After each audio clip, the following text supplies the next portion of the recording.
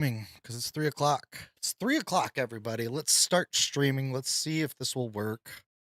I don't know. I've been trying to make this audio work for so long now that it's getting to a point to where it's like I don't even know if I want to keep trying this with trying to patch over TikTok. We're gonna do some LGBTQ pride discussions today. So yeah, if you are interested, please try and get in the box, request up, and we can discuss whether or not you support pride. And uh, if not, why? Why don't you? And I want to know why. Hopefully, we can get some good discussions going. If not, then I'll have to change it up maybe. In the meantime, if you could just tap that screen and share the live out, that would be helpful. Thank you very much. Let's see what else is going on here. Let me pull up my little chat from YouTube. I need to move things around. All right. That looks good. If you are watching on YouTube, please let me know if you can hear. I'm not sure if the sound's coming through. Oh, there it is. Okay. I just checked it and it is. Hey, Petty. How's everybody doing today? Everybody doing all right? How did that happen? There. Okay.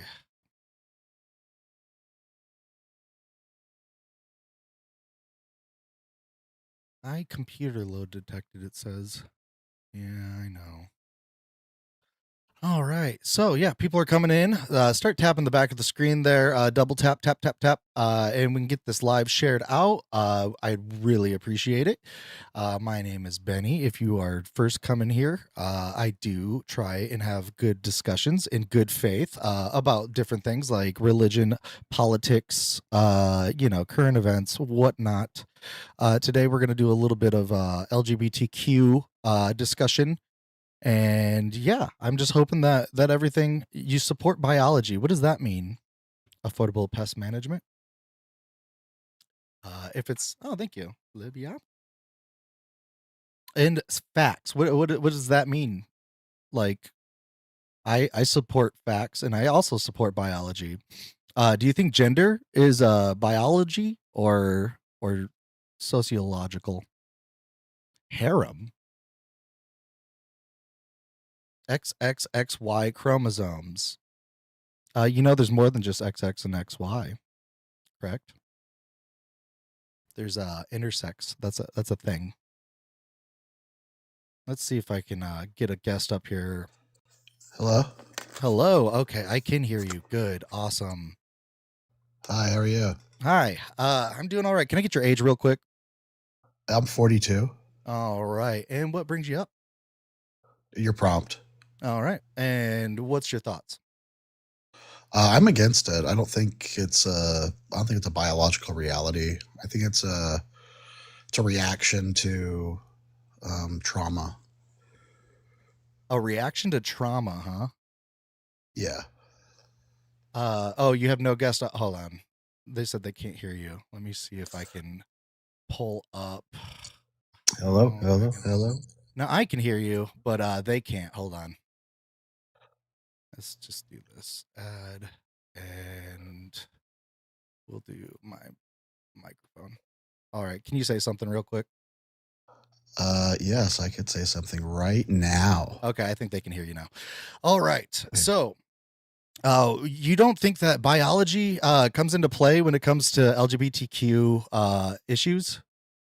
I think it entirely refutes the concept. Explain. Well, it's called heredity. So, if random mutation is done to create functioning proteins, it's predicated upon the first law of nature, which is self-preservation. So, What like the for hell is that? example, Wait, hold on, stop. yeah, What is the first law of nature?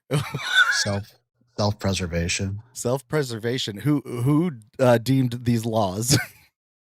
Oh, these are axioms of biology. These are not like these are just like self-evident things. I've never heard of a law of nature other than Well, yeah, like you from can like if you don't Thomas you can get your Aquinas. computer in front of you. Yeah.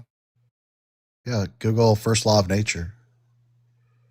Uh, are you like speaking like I've never heard of a natural like law. This is an interesting Yeah, I concept. mean there are tons of natural laws. First law of nature. Let's see here.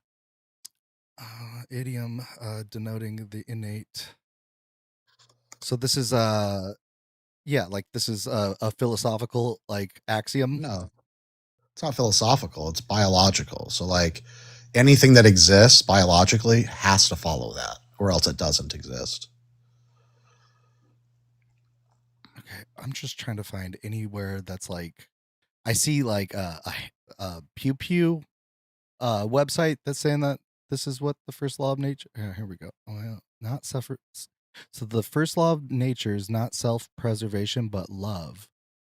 Well, what about that? This is from the Well, Smithsonian. I don't know. I don't check bluehairedliberal.org very much. It might say that. The Smithsonian's blue-haired liberal. Apparently, if they're saying that it's love and not self-preservation, then I don't know what else to tell you. I mean, wouldn't self-preservation be a type of love? Well, there's a lot of things that would be a type of love that I don't think that we'd agree with, So especially that involving what children or people that are not consenting. So this is from Thomas Hobbes' Leviathan. Is the second law of nature is to ensure peace and self-defense.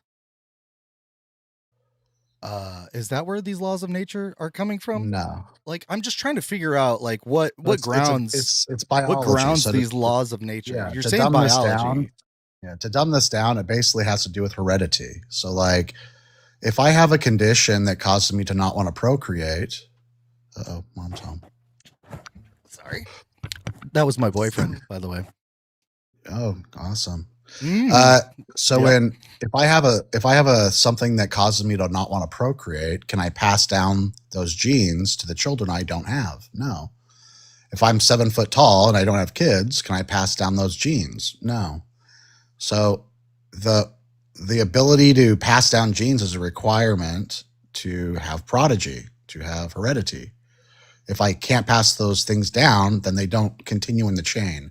So evolutionary biology tells us that if we don't, whatever prevents us from having kids, it gets eliminated from the gene pool immediately. So then why is it that we still see like behaviors? I said like same sex. It's a trauma response, is what you're saying. Yeah. If we look at LGBTQ people, reports show that they have much higher rates of adverse childhood experiences than heterosexuals. So, what would be my adverse childhood experience? I haven't had any adverse childhood experience. It can be also other things: exposure to pornography, broken childhood, peer groups. Like I realized I was not straight like at a very young age, like very, very young, like 6 years. Oh, how young? Oh, really? Prepubescently? That's a lie. That's not a lie. I think I know. Attraction. You had sexual attraction at 6. Emotional and probably like some Did sort you have of sexual attraction at 6? Yeah, you can have you like a sexual attraction before puberty. You didn't have sexual attraction at 6. You didn't. You don't think that you can be attracted to anything like aesthetically or physically? Oh, you can like colors. You're not sexually attracted. I don't think you aren't fucking sexually attracted. Like what you're even talking about, dude. Like I don't think what is puberty? Puberty is just when like your hormones kick in, right? So and do hormones create the sexual attraction? Not completely. Yes, they completely do you think that children have you been around don't have any do you think that children don't have any kind of like testosterone like pumping through their system? You're changing the goalpost. I'm saying sexual attraction. So do you think that children don't have sexual attraction? Do you think that my sexual attraction is based only on the fact that I have testosterone in my system? No, you keep strawmanning me. Well, what are you think talking that because about? I have brown hair that I'm gay? Like, quit strawmanning. I'm saying you don't have sexual attraction prepubescently, point blank, period. dude, You you laugh have at no that. idea what you're talking about. You Like, laugh at seriously. that. Really? Yeah. You really you're think a completely like lost in prepubescent this. child has sexual attractions? Really? Yeah. I You think really that think children have like a lot of different attractions. Prepubescent children. Yeah. I don't think that it Dude, gets to you're the level. fucking off your rocker. I don't care where you look. You can look anywhere you want. You don't have sexual. Have you seen a 6-year-old? Have you ever talked to a 6-year-old? I was a 6-year-old. What are you talking about? Yeah, so was everyone. Have you ever seen a 6-year-old modernly? Have you talked to a 6-year-old? Why do I need to talk? Like, do you think this changed over Because time? the absurdity of what you're saying would be so blatantly obvious that you would recoil on the thing you just said. That I would that recoil. A 6-year-old has sexual attraction is insane. Why? Why is that so insane? Dude, I don't Dude, I'm getting you're just scared being now, incredulous about this. Yeah, this is something to be incredulous about. I don't understand why. A 6-year-old having sexual attraction is totally insane. No, like seriously. And the fact that you think that is kind of scary. No. You think that like it's kind of scary that a person couldn't know that they were straight or not at the age of 6. 100% no. You don't think that a kid could not know whether or not they were straight? You don't think that little prepubescent kid? You've never met a little kid that you were like, oh, that kid is definitely not straight. Prepubescently, no way in hell, dude. You're delusional. No way in hell. You're delusional. Like your fake outrage is ridiculous. Think about what you're saying exactly, right Jeff, now. Bro, think about what you're saying. I am thinking about what I'm saying. A prepubescent kid. We're talking 5, 6, 7, 8. Having sexual desires, you're fucking nuts. What are you talking? Like, why and not? In fact, it's kind of sick. I don't think. I'm uncomfortable. Have you ever seen kids? Do you know like Megan's how Law or something, dude? Do you know if that you kids, as a grown adult, think that little kids have sexual desires? That's I don't perverted. think they understand it. Not only is I don't it wrong, think they understand it's kind of it. I don't think they sick. have like the mental capacity to understand Dude, it. Don't get me wrong. I'm disgusted. I'm just flat out disgusted. At a young age, I don't want to talk to you anymore, dude. Oh, okay. Bye. So, okay. So this guy is trying to deny reality completely. That I was not able to understand. Yeah, runner for real. It's not normal for kids. No, I don't think that like sexual attraction is something that kids like are thinking about all the time. But I think it is possible for a kid to understand whether or not they're attracted to the same sex. Because I knew these things. Like when I was 6 years old, to like tell somebody that like their experience is completely invalid because it just sounds so wild, because I cannot I could not fathom such a crazy idea. Like he's trying to say that you only can think of like sex after puberty. Is that true? Do you like anybody in chat? Did you not think about like sex or anything until you were like post-pubescent? Because yeah, like people had crushes, people had interest in like the same sex or the opposite sex before puberty. This is like definitely a thing. Like I don't even know why the fake outrage was like such a big deal. And then he ran off because he wanted to make it into this like, oh, you're this like sick person because you're saying that children, like, no, it's not like that, dude. It's not like that at all. All right, let's move to the next guest. Yeah, I'm not trying to say like your mind was like completely thinking about sex all the time like a teenager. That's where like puberty does come in, right? Hey, can I get your age real quick? 45. But crushes aren't sexual. I'm not trying to say like you don't think that like in a slight form that there is like, you know, I would say that yes, it is sexual because it is like dealing with either the same sex or the opposite sex. I think that's where it comes down to, you know, like, are you hetero or homo? Yeah, Liam. So what brings you up? Right, Ashra, I'm sorry. Agree. I was just listening to the last conversation. I didn't realize I was muted. I was listening to the last conversation with Thought Goat, is that his name? Maybe. I didn't even really catch it. Yeah. So my question for you is, so when the Prophet Muhammad hooked up with Aisha when she was 6 and he was 50, she was sexually wanted to hook up with him when she was 6. That's what you're saying? No. I'm saying I'm trying to understand. I'm trying to understand a minor. Okay, minors they can't consent. We agree on all this, right? Right. So if they can't consent, then how would they have sexual attractions? Do you think that sexual attraction and consent are the same things?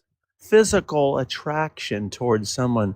I think people need sexually. to get this like perverse idea of like what sexual attraction means, like out of their head. I don't think they need to. I think that they need to dig deeper because there's a lot of 3POs out there that are kind of like talking the way you're talking and saying I don't that, like, think you understand like the root word of the word sexual is like sex, as in XXXY, transsexual, or like intersex. I mean, like not trans. Sorry.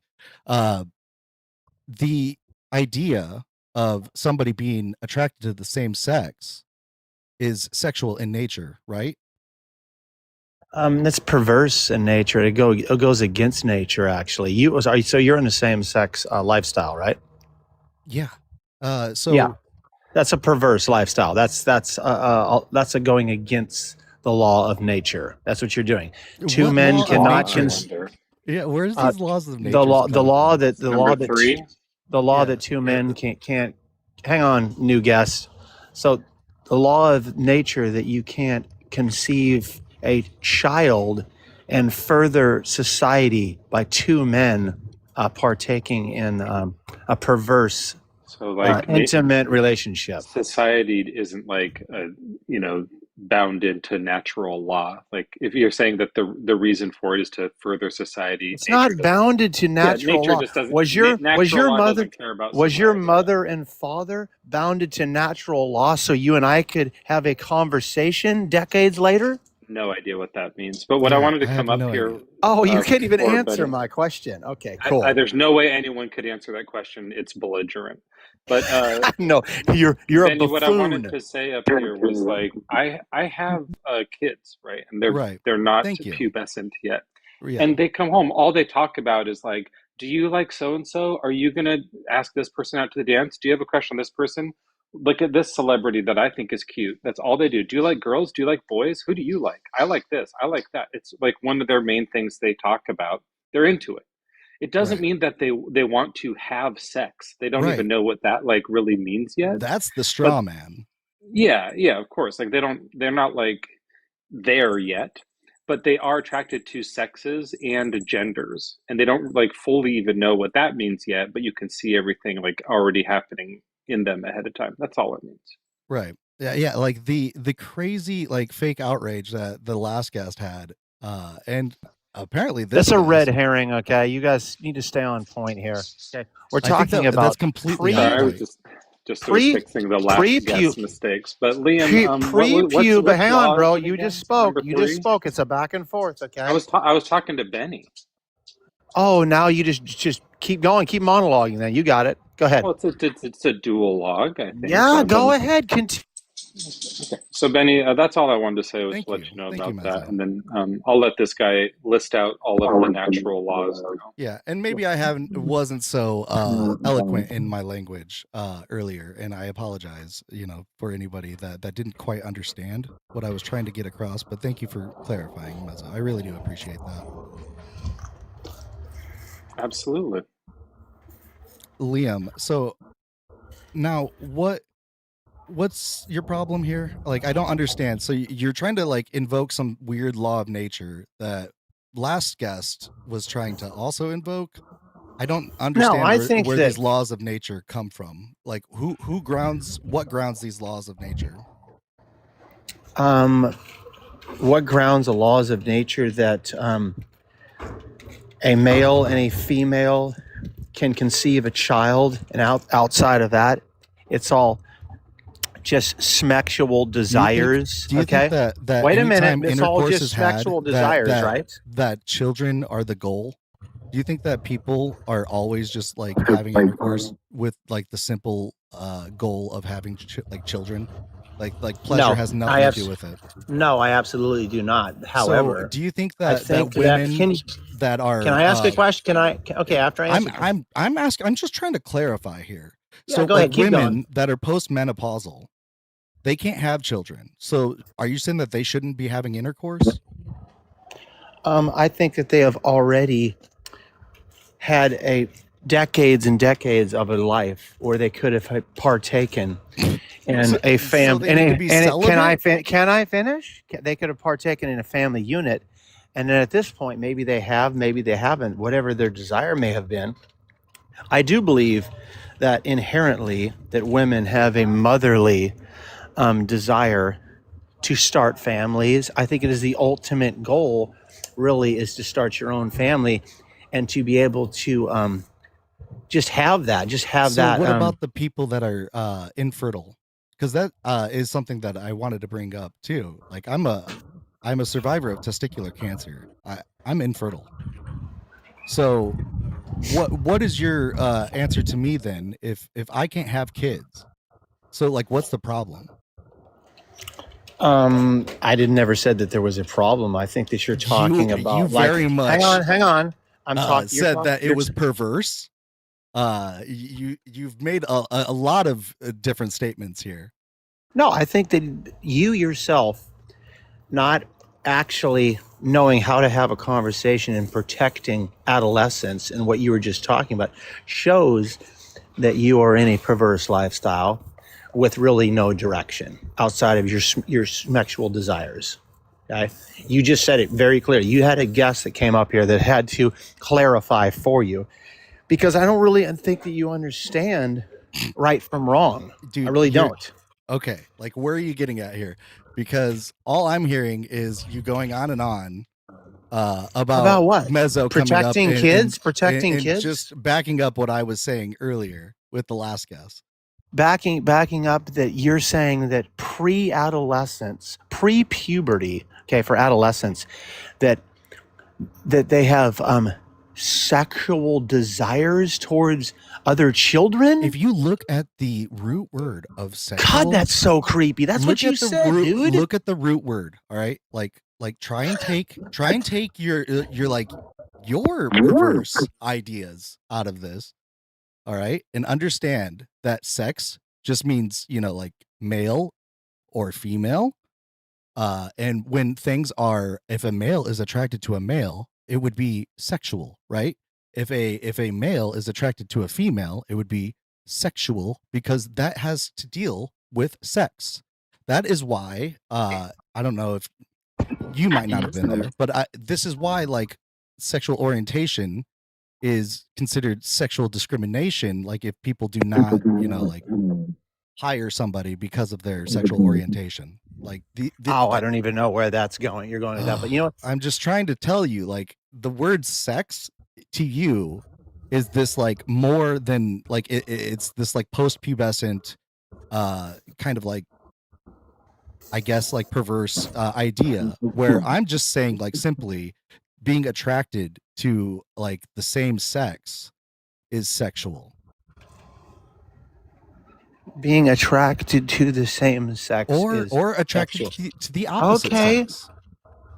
Does that make sense? Like that when sex is involved, it is now sexual.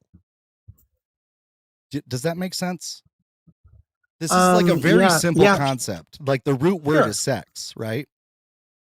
Is that's how surface level you want to stay? That's where you want this conversation to go? Yeah. I think we have to get this, like, because you have this weird like Western look at like probably like sex and all of these things, where we can't have a serious discussion on it until we like agree with what we're the heck we're talking about. Why don't we let's try to agree on Aisha and Muhammad saying that like Aisha desired no, things. I asked you I asked you directly, okay? If Aisha was 6 years old, you already said that 6-year-olds can have sexual desires, okay? That's what you said. At a minimal level, Probably, yeah. Like there would Okay, have to be some sort of talking. interest in the opposite sex. No. Why would she Are not you be telling me that why, like little now, kids hang that on. have Why would she crushes? not? Why would she not be interested in a? That those Why would aren't she real? not be? Why would she not be interested in a 50-year-old man? I'm not saying that she when would she's be. 6 years old. I'm Answer just my saying that question, she please. might like boys. Okay, he's a man, or like gender, an older you know, man. like it could be sexual or gender. Like, can you engage with me? Why would she not, if she has 6 years old, she has sexual desires? Why would she not be do I think attracted that she's like or evolved, have a crush? Like do I think Hang like on, her brain bro. is developed enough to act upon these desires or to give consent? No. Is that the question you're trying to get at? But you said that 6-year-olds can have sexual desires. Why would she not have a sexual desire towards a 50-year-old? Have you ever taken like you cannot answer a developmental question, dude? Have you ever taken developmental psychology? You know why? Because you can see the perverse in it, and you are perverted and lost in your lifestyle, dude. That's exactly what's going on. There you go. The smile shows that you've literally walked yourself into a corner. You haven't backed anything up. Everything I've backed. Your chat is turned on you. Hey, they may not like me, but they think you're creepy at this point, dude, for sure. Because you can't answer a question, a simple question. That if you said that interested in the opposite sex, I did answer that question. No. I said why. If you're saying a 6-year-old can be sexually, does age have something to do with this? Does consent have something to do with this? 6-year-old, I would say that no, Aisha did not consent to get married and to consummate a marriage like that. I don't even think that Muhammad was like a real great, and I agree with you. Okay, we agree on that, but that's not my point. My point is, you're saying that her at 6 years old can have a preference and a desire sexually. That's what you were saying earlier, unless you're going to walk it back. Yeah, if you don't try to make it like fucking creepy, like how you're making it creepy, yeah, it's possible to have like kids can be interested in the opposite sex or the same sex. This is the thing. You've never had a child. You've never protected a child. So you're speaking in hypotheticals that because you already told me that you had testicular cancer and you couldn't have kids. Okay. Is that true or false? Are you saying that I couldn't have had kids before the cancer? No. I said that you haven't. Was I true or false? Was I correct? I guess I listened, don't I? Can I ask a question? Yeah. He's back. Liam, I think maybe you might be right on all this. So at what age does sexual desire kick in? When does it kick in? Mm-hmm. Yeah, like when does it switch from off to on? So would you say that I have a degree in child psychology, or I'm in the medical field and know where? I would say you do have a degree of childishness. I'm just curious when you think the switch goes from off to on. Hang on, Mezzo. I know you're a TikTok keyboard warrior, so calm down. Yeah, okay, you're not answering the question. Yeah, why is it so difficult to answer the question? So do you want hypotheticals? What do you want? I think that the point just the number. Here, just say I what think age that the point. I think that the point here is all minors need to be protected and not talk about and not have hang on and not have people who have never cared for children. 16. Dodging. Liam, stop dodging. Just answer it. Why are you guys talking about 14-year-old sexual desires? You're so creepy, We don't know. man. We don't know what age it is. Wow. You won't tell us what age. What age does it switch on? Dude, you're the one that's making this weird. Why would I come up here without a degree in that and talk about when that? You did. That's what you came up and did. You said it's not 6. So is it 7? It's 6, 7. Dude, you guys are fucking creepy, dude. Liam, we're not saying that this is the age that grown-ups become attracted to children. We're saying the age that children experience liking other kids. Outside of adulthood, okay, you have no business talking about, when who's going to talk to our kids about their sexuality then? Right. Apparently, just going to talk to other kids about it, learn it. Apparently, you guys are going to give it to your worldly counselors in your public schools. What are you talking about? I'm just asking you, Liam, what do you think is the age where a person of, starts to begin to have sexual like desires of any kind? Yeah. Again, it's different for a lot of Okay. Children, for sure. I think that puberty does. I believe that puberty does, start different for boys and for girls. But at puberty is when it happens. And I'm saying human adult minor and human female minor. Okay, right. I'm sorry. Some people start puberty at age 9. So you're saying at age 9 it could that sexual desires could turn on for somebody? It all depends, dude. Honestly, again, these are all hypotheticals. You were so sure before. Yeah. I said that it varies. It changes within the development of a child. Could it be as low as 6? What? Could it be low as 6? Yeah. And what stage of this? Are you talking about the brain's development, okay, into adulthood? Or are we talking about simple interest? How are you not tracking this at all, dude? You came up here and said it is impossible that a 6-year-old. So wait a minute. Okay, I'll engage with you. Now you're. So wait a minute. So are you saying that, mommy, I love you at 4 years old, 5 years old, 6 years old is the same as saying, hey, little Timmy, I love you. I want to sleep with you at 6 years old? Or are we just being surface level? Like, when does a kid say, I love you and have desire towards God, you're making it so weird doing the voice. No, I'm not, dude. Oh my God. No, I'm not. Creepy. So creepy. It's really creepy. You're creepy, dude. I'm not doing the voice. I'm just telling you that this is completely inappropriate for you to even be discussing this. It really is. Liam, you came up to talk about it. So wait, so Mezzo, you're in LGBT. You're in a relationship with a woman and you have kids, right? Thank you for acknowledging that. That's what this is, right? Because you're telling me, we should be able to talk about this, Liam. We're fathers, and we should be able to talk about this. Okay? No, that's not. We should be able to talk. We should be able to talk about this with gay men that are moderating, that are listening in on this. That's healthy. Liam, the thing is that on TikTok, the reason that you came up here, the reason you came up here, dude, you're fucking creepy, bro. I can't do this with Liam, you. Do the voice again and then run away. I didn't get to hear the voice again. Oh my gosh. You guys are so creepy for talking about the thing that I came up here to talk about. Yeah, that I don't understand. Like, I guess if you don't agree with him, then you're just like a weirdo, and you're the like person that's. What could you even agree with him on? He wouldn't like stand on a point.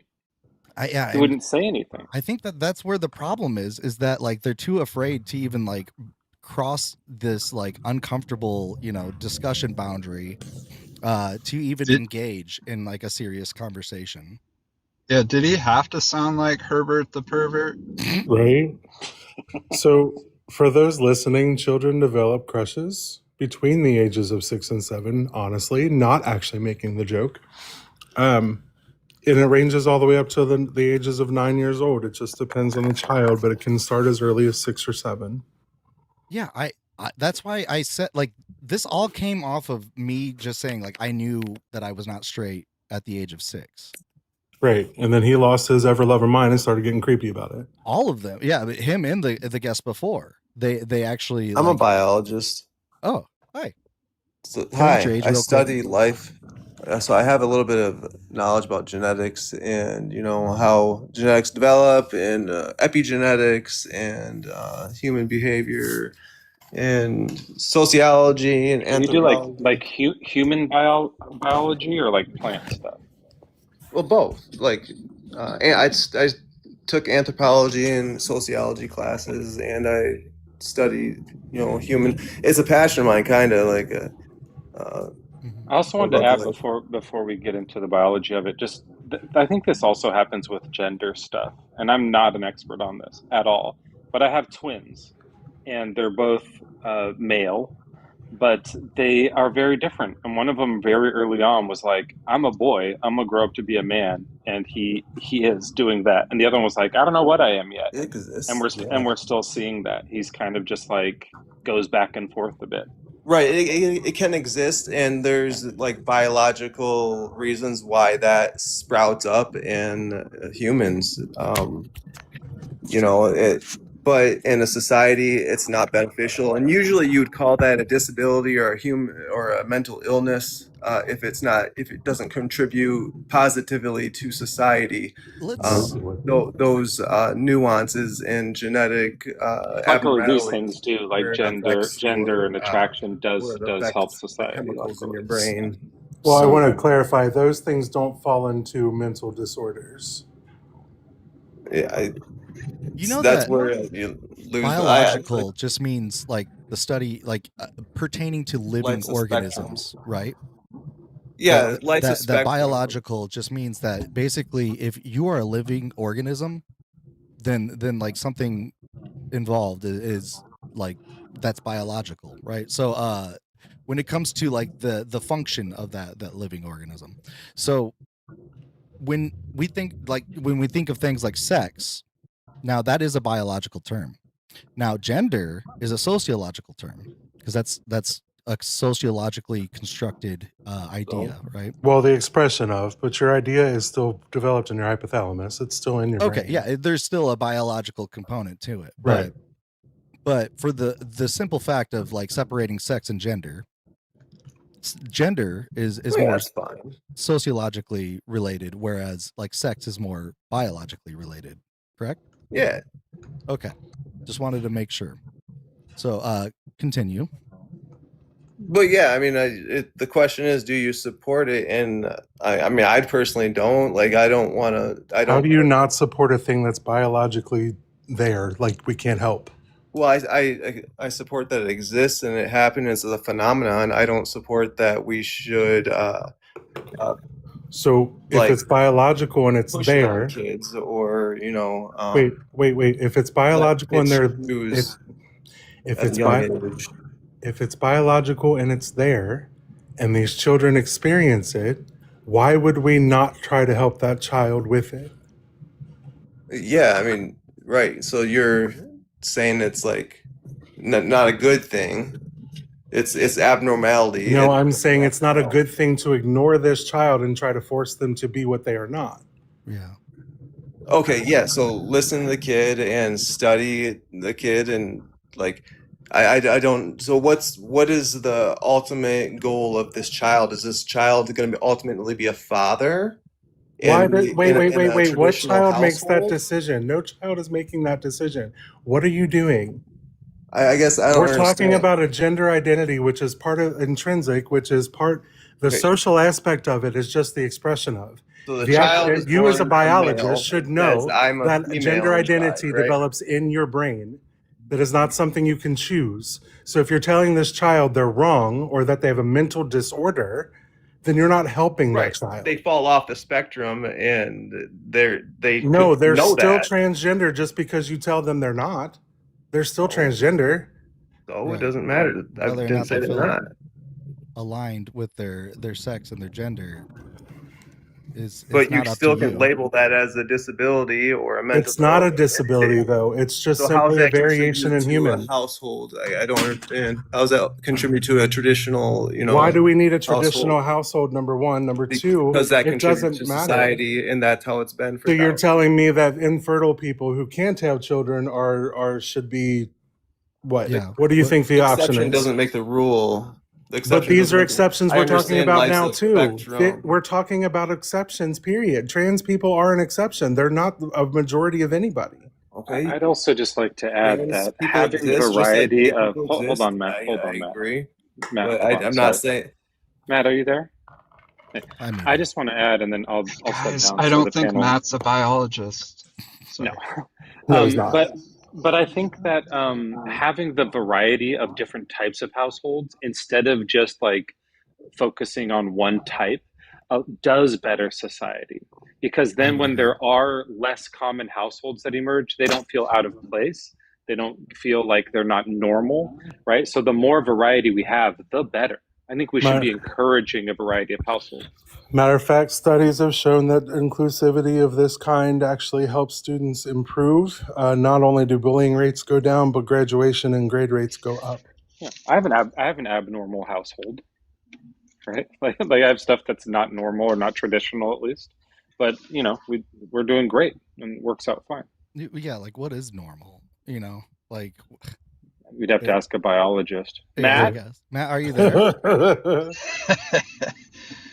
Yeah, I just want to know, like, so your emphasis is on society and contributions to society, but doesn't it benefit society to have more well-adjusted people that feel like they belong in this world versus people who constantly have to fight for their place because all of society has been conditioned to be against them and say that they're not normal or they're not right?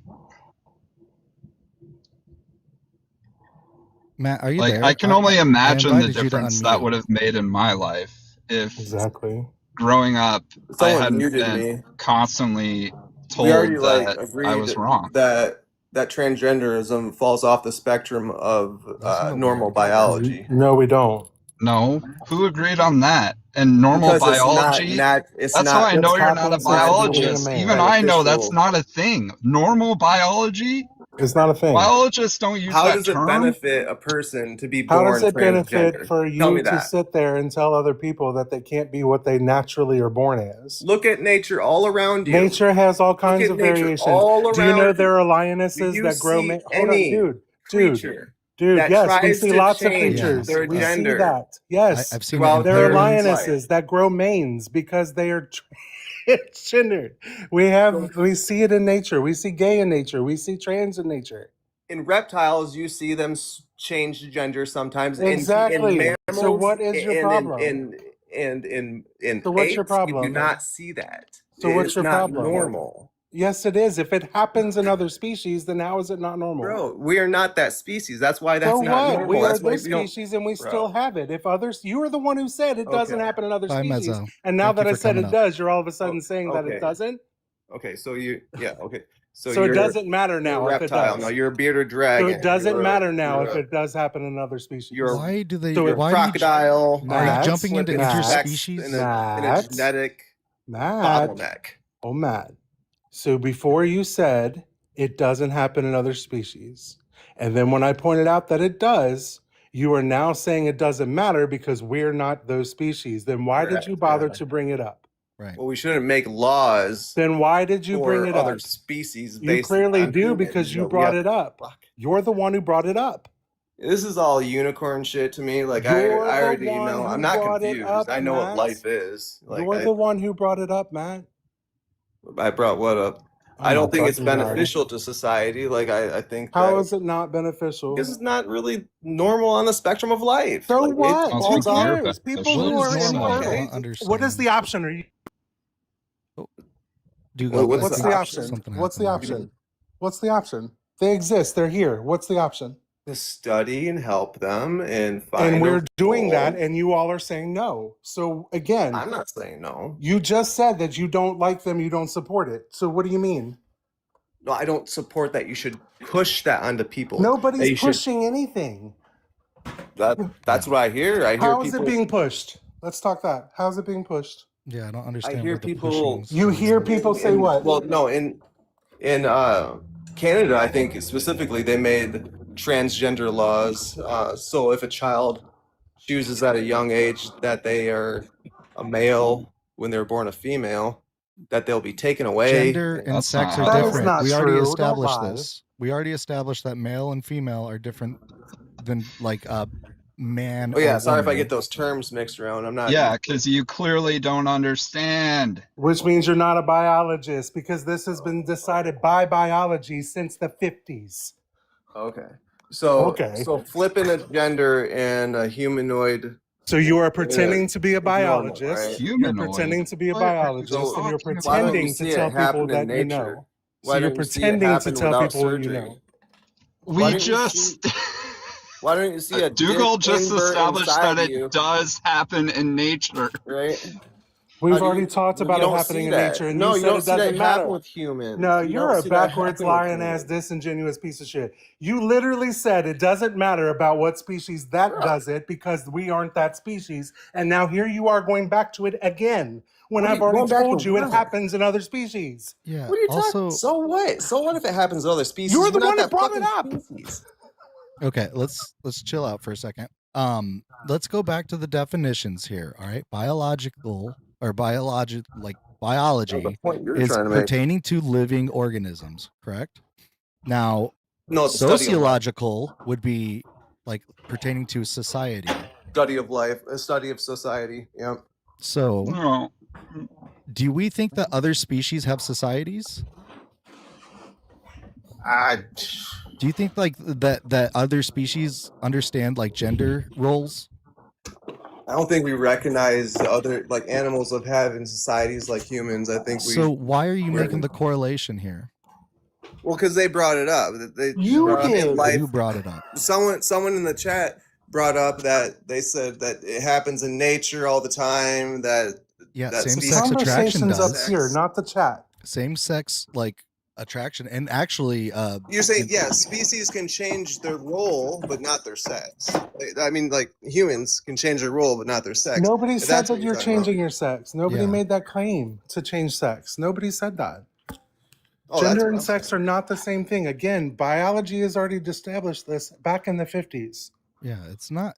It's really, you're trying to make this like way more difficult than it needs to be. No, I don't understand. Like I don't support pushing that onto people. There's like, no I don't pushing it. Educating somebody it's the difference it's a between spectrum and it falls off the normal spectrum. Out normalizing it. Nobody's pushing it. Saying they're okay and they exist is all anybody's doing. Fine. Like Matt, real quick, can I ask, what's the difference between normalizing it and pushing it to you? Well, like I said, a person contributes to society, and if that's not what I asked. What's the difference between normalizing it and pushing it? Do you think that being like homo is not contributing to society because you're not having children? You gotta study this shit and confirm it by science before teaching it in schools. Like I know this mofo is not talking about science when he doesn't know science. Like affirming their gender while they're so young. I don't think you're tracking. You're not. He's not tracking. Yeah. He claims to be a biologist, but he's not. It's very obvious you're a liar. What the hell do you mean I'm not tracking? You're a liar because you're not able to track the basics of this conversation. Yeah. Matt, okay, yeah. So I think you really need to go look up transgender is the normal. Humans are able to change their gender. Yeah, that's yeah. It's a social construct. Gender is not change their sex. They can change Nobody their claimed role. The sex. Again, sex and gender are separate. That's what I'm claiming. They're two separate things. Okay. A biologist would know that. Well, I just said it. Nigga. No, you didn't. You just said sex and gender are the same. They're not. Just I didn't fucking say that, you stupid bitch. Okay. He literally just said that. All right. Stay on the panel here for a second. I want to see if I can get Garbanzo. Are you there? Can I get your age real quick if you are there? And then I'm gonna drop, but I love you. I love you too, Dugald. That was fun. I'll be listening. Garbanzo, are you there? I unmuted you. You can speak. Matt, you suck. You're a dummy. Garbanzo, hello?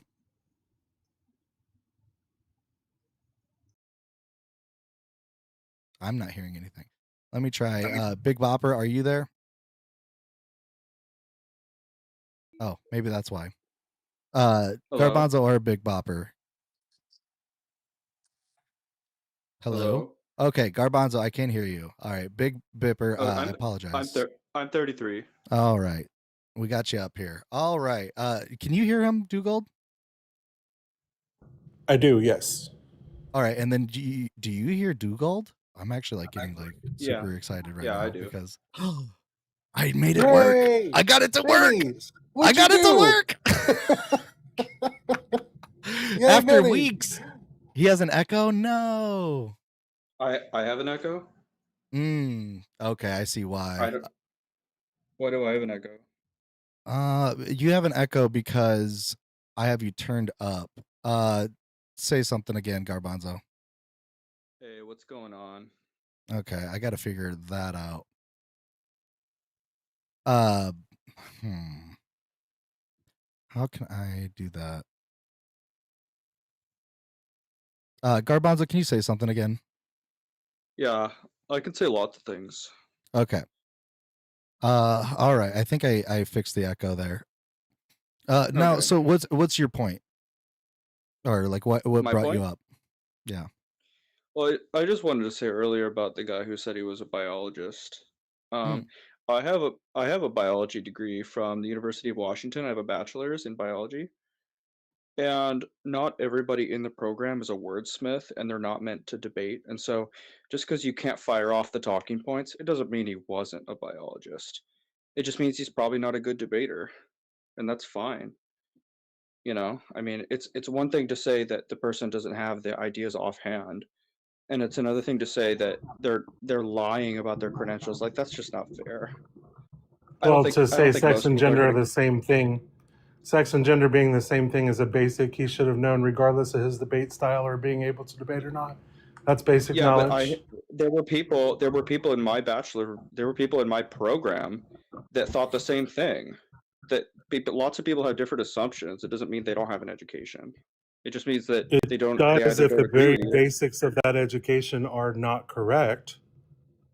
If they Basics according to established this you. back in the No, 50s, wait. Basics according to you.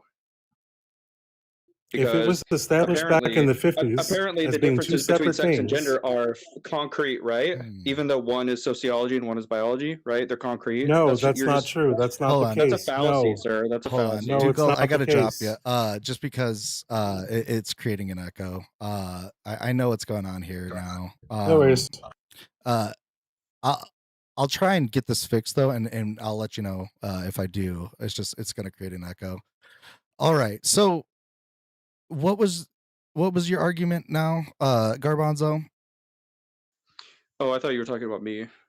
I was just trying to fix the sound. I haven't made an argument yet. I just wanted to talk about the idea of credentials and debating and how they really have nothing to do with each other. Okay, but because I'm not a good debater. I'm not a good debater, but I do have credentials, and I make mistakes sometimes. Not everybody's a wordsmith. You know, okay, not everybody. Understood. Yeah. And so anyway, I don't want to come at this from religion or from natural law like the other callers were doing. I just want to come at it from numbers. I just want to do pure statistics and try and make a pragmatic statistical argument. We know from studies by the UN and from Pew that the fertility rate of a lot of developed nations are going down. The fertility rate is going down, and it's going down at a rapid rate that was not predicted 20, 25 years ago. In fact, we thought the fertility rate would be going up. Do you think that that's solely to do with like the acceptance? Well, I haven't made the argument yet. Hold on, I haven't made the argument yet. No, okay. I'm not saying it's solely to do with LGBTQ plus or whatever. No, I'm not making that argument.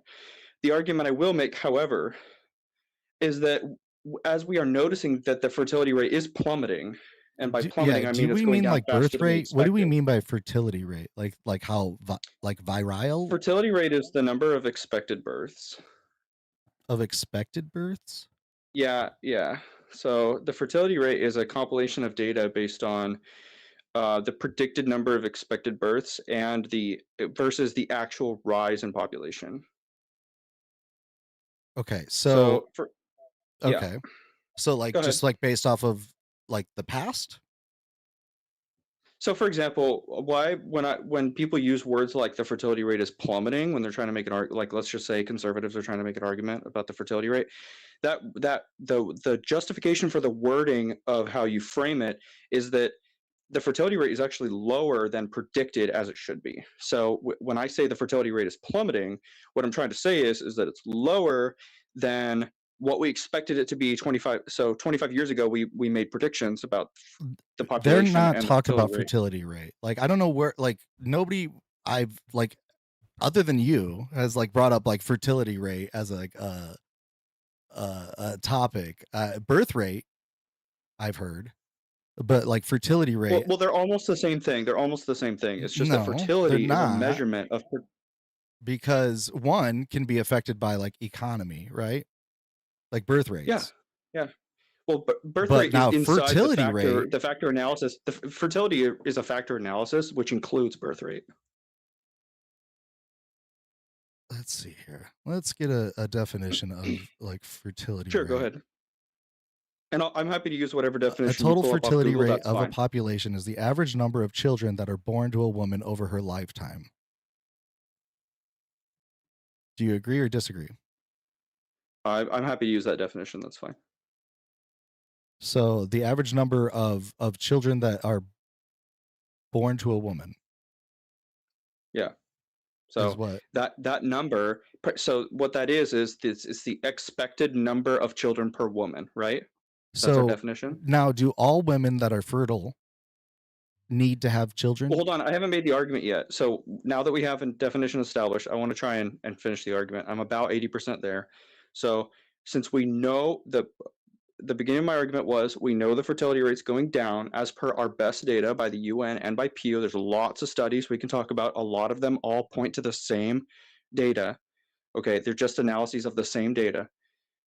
The second part of it's a two-part argument. The second part of the argument is that we know that LGBTQIA, or however many letters and numbers, I'll just say plus. Dismissive of that.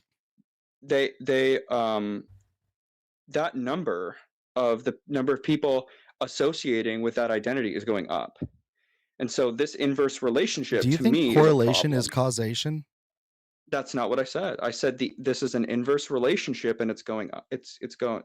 Did you know that like all people that drink water unalive, does that mean that water is like poison? No. You're not understanding. You're not understanding. I'm not saying. Whoa.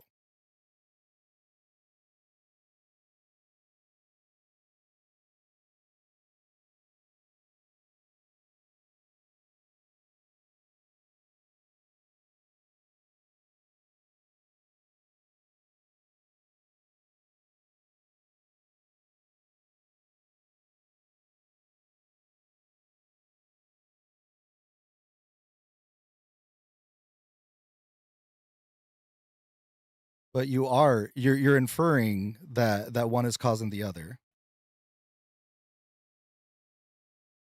Okay, so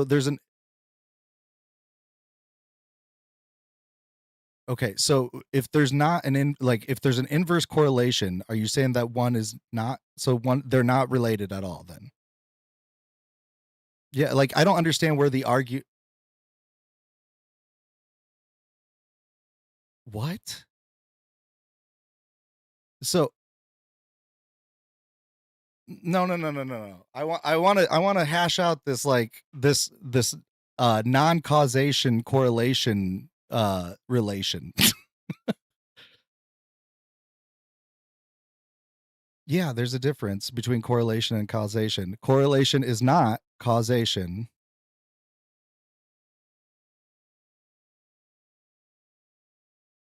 I think that implying an inverse correlation and saying that since something is rising and another thing is lowering, that you are making an inference of causation. That one.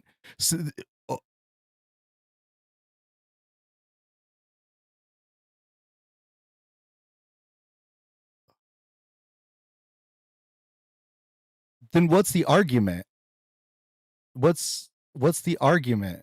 What's the argument then?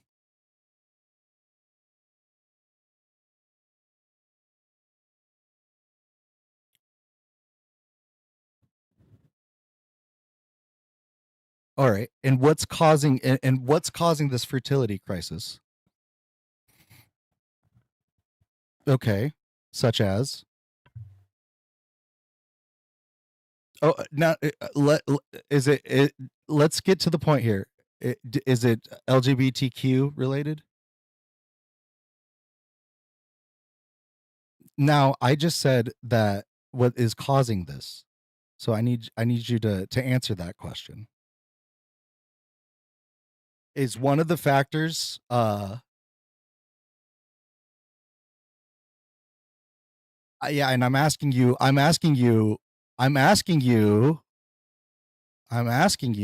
what causes this?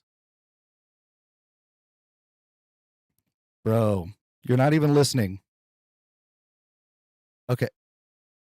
Bro, what causes this? You said multiple factors. Are one of the factors the acceptance of LGBTQIA? No, I'm asking what is causing this?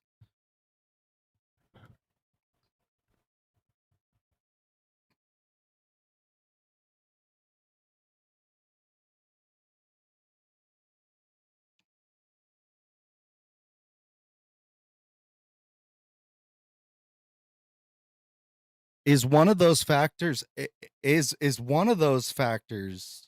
LGBTQIA? I'm trying to get down to what your argument is. Okay, so now let's stop.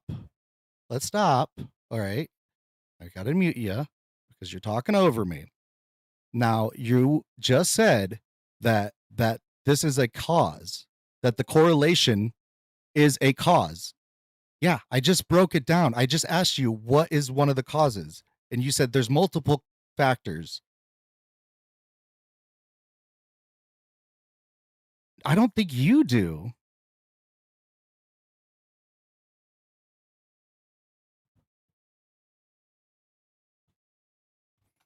Hold on. I gotta check something here. Somebody said, "Help, no audio from guest." Oh, are you guys not hearing guest right now? Say something, guest. Hey, what's going on? Hey. All right. Sorry about that. That was on YouTube. I just want. Can you steel man my argument for me? You are. I cleared that up right now. Okay, so you are saying that the rise in people that are coming out and the acceptance of LGBTQ is a factor in the decrease of fertility of women. Yes. It's one of many factors, yes. Okay. So you are saying that the correlation is the cause. But this isn't how the language is used in statistics. Causation is about proofs. You are just presenting a fallacious argument.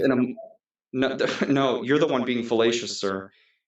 This causation, if we were to have a conversation about causation, we would be talking is water about poison? Because all people drink water and all people unalive.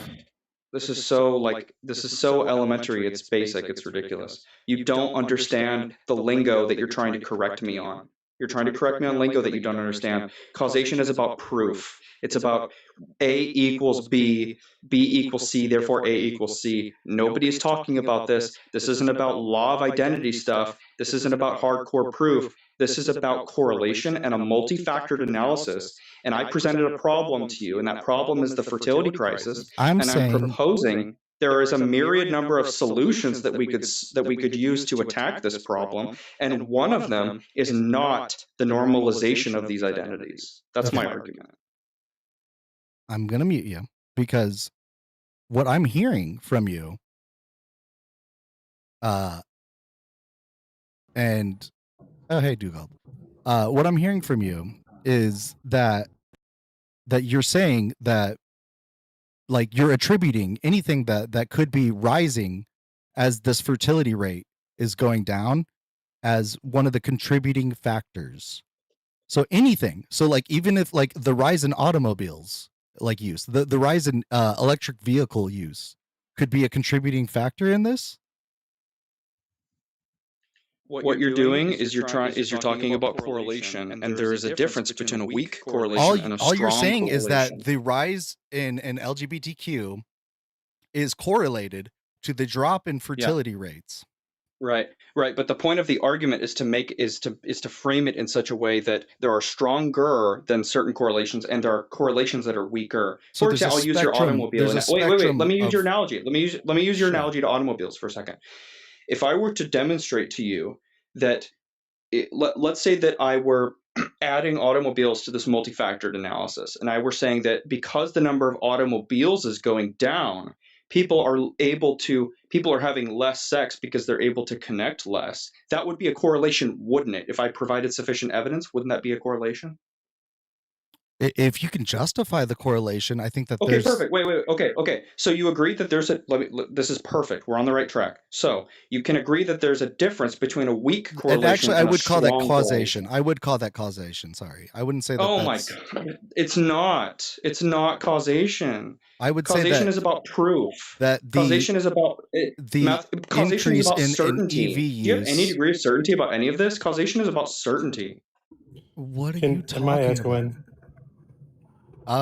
No, it's just you're not going to come up for the guess. Like, no, I can hear him. I know that you guys can hear each other, but the people online can't hear Dugald. That's the problem. I really need you to understand these terms, because causation and correlation, we're not tackling the same thing here. When you say that two things are causally related, what you're saying is that there is proof that they are identical. That's what you're saying. You're saying that one is directly causes the other, and that creates an identical relationship.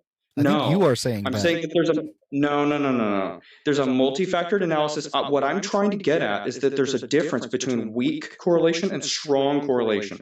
And I'm trying to make the argument that there's a multifactored analysis about the fertility rate. There are weak correlations and there are strong correlations. And I believe that there is a wide range of the strength of these correlations, and that the rise of LGBTQ plus identities. Okay, so on the spectrum, let's say that the things you listed are strongly correlated. I'm almost done. I'm almost done. That the rise of these identities is a strong enough correlation that it warrants considering fixing. That's what I'm saying. It's about the strength of the correlation. Fixing.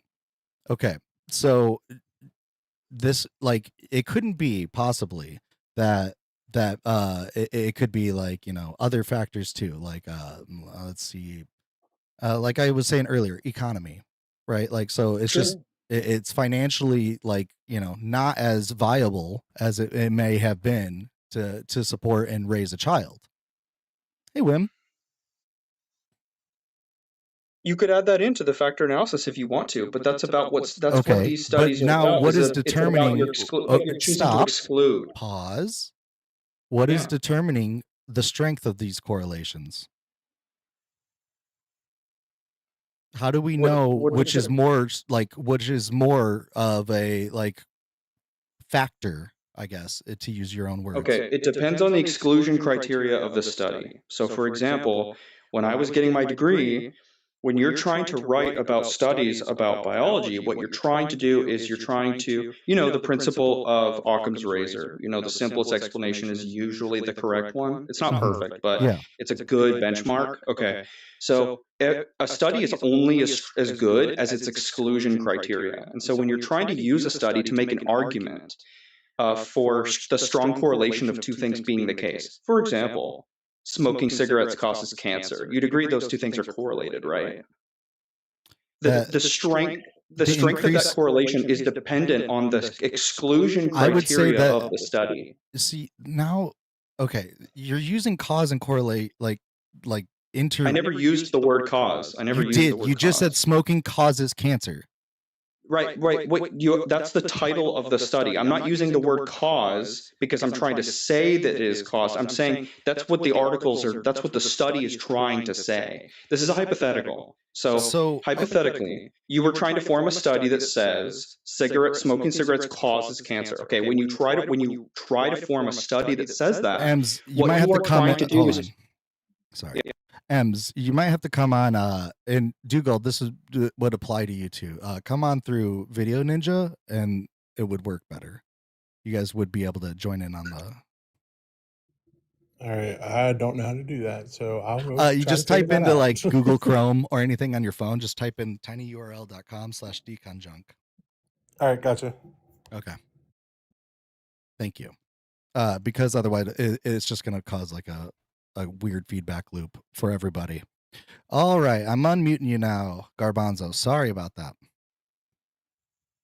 It's okay. Technical difficulties. It's okay. It's fine. It's just I really want to make sure that you and I are on the same page as far as what I'm saying, because it really does. I don't know if you're trying to do it intentionally, but it really does feel like you're gish galloping with me, and I want to nail this gish down. galloping? Okay? I feel like you are I want to nail. You're No, just I'm trying trying to to nail make this down as weird. concrete as possible. I'm trying to nail it down as concrete as possible. So, all right, your analogy to automobiles and my analogy to cigarettes are trying to do the same thing. What we're trying to do is we're trying to say there are certain correlations that are stronger than others, and that is dependent on the data and a combination of the data, the argument of the data, and the exclusion criteria of the study. A study is only as strong as its exclusion criteria. Okay, so I brought a doctor up. Ems, go on. What is your name? I cannot see your name on the. Garbanzo is his name. Garbanzo. Okay. And what is his degree? Can you my hear name's him? Clement. Clement. Can you hear him? Yeah, okay. I'm Clement. My name's Clement. My name's Clement. Yeah. Well, hello, Clement. What did you say your degree was in? I just came in. But biology and anthropology at UW. And what is the point that is being made? The point is being made is that what I'm trying to say is that as we notice a trend in certain rises of certain problems, as long as a lowering of the fertility rate in the countries listed in the UN studies and the Pew studies about global fertility rates, what we notice is that there are several factors that it really does seem like the biggest contributing factors are directly related to the homes of these women. And so what I'm trying to say is that there are much stronger correlations, like, for example, the host mentioned the economy. That could be a really strong correlation. It would depend on the argument and the exclusion criteria. But my argument is that there is a multifactored analysis of why the fertility crisis is happening. And one of them is certainly family planning and women getting ABs, okay? And the use of contraceptives. There's a lots of different ones. And I'm saying that the LGBTQ plus identities, the rise in those identities, is a strong enough correlation in relationship to the lowering of the fertility rate that it warrants consideration. It warrants talking about. It warrants digestion, like what we're doing right now. Okay, let me ask this. Let's say that. Let me just quit this without even discussing it. What does your discussion what does discussing it get? What would it cause? Would you cause people to forcefully have sex with the opposite gender? What would debating it do? What does debating anything do? No, that is not what I meant. You said it is causing us to. It's at least a cause for discussion. Sure, we're going to discuss it. What is the solution? For example, if a person is entirely opposed to the idea of having sex, and this is, for example, increasing in society, you would then say that this is contributing to fertility, or the number of children that an average woman has decreasing. Well, sure. What then? Even if I granted, what then? What is the point? Do you have a proposal? Do you have a solution? Yeah. Oh, yeah. I have plenty of ideas in this regard. We actually haven't gotten there yet, and thank you for bridging this gap. The host and I hadn't gotten there yet because we were arguing about definitions and what correlation causation was. So I'm ready to answer that question, and the answer is that I have a myriad of ideas. I think we need to change legislation based on we need to put more cultural value points back into the formation of the normalcy of the home. And I think that I think that we're seeing. To want to sleep with a woman. Well, that's not the point. The point is that there are sociological factors that contribute to the rise of these identities, and we need to prevent that in order to help with the fertility rate. And what are these causes? What do you mean, what are these causes? The sociological factors? Yeah, sure. You mean the factors? The sociological factors? Yep. Mm-hmm. Education, sure. Education is one of them for sure. Education, financial incentives, studies brought out by universities that have zero replicability, because there's a replication crisis in sociology. Okay, so and that replication crisis proves that this data is not experimentally validated. I don't know why I'm getting two audios. You mentioned education and income level, I think.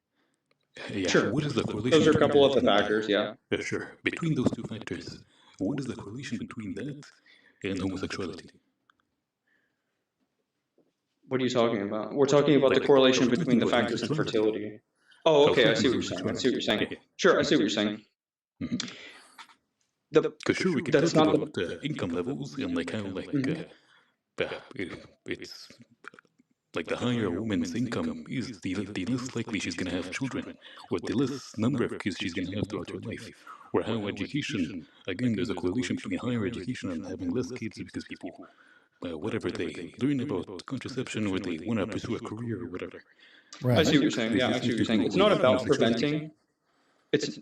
I see what you're getting at. It's not about preventing people from becoming gay. That's not the argument. The argument is that we need to incentivize normalcy, and such the expected numbers that we want will go up, and there will eventually be a leveling out of these identities, like what we saw in, let's say, pre-2010 levels, where there wasn't really a change year by year. It was actually pretty stable, and then after we hit to about 2010, we start seeing spikes in these levels. So, let me ask you this. You said, like, you're pushing people to normacy.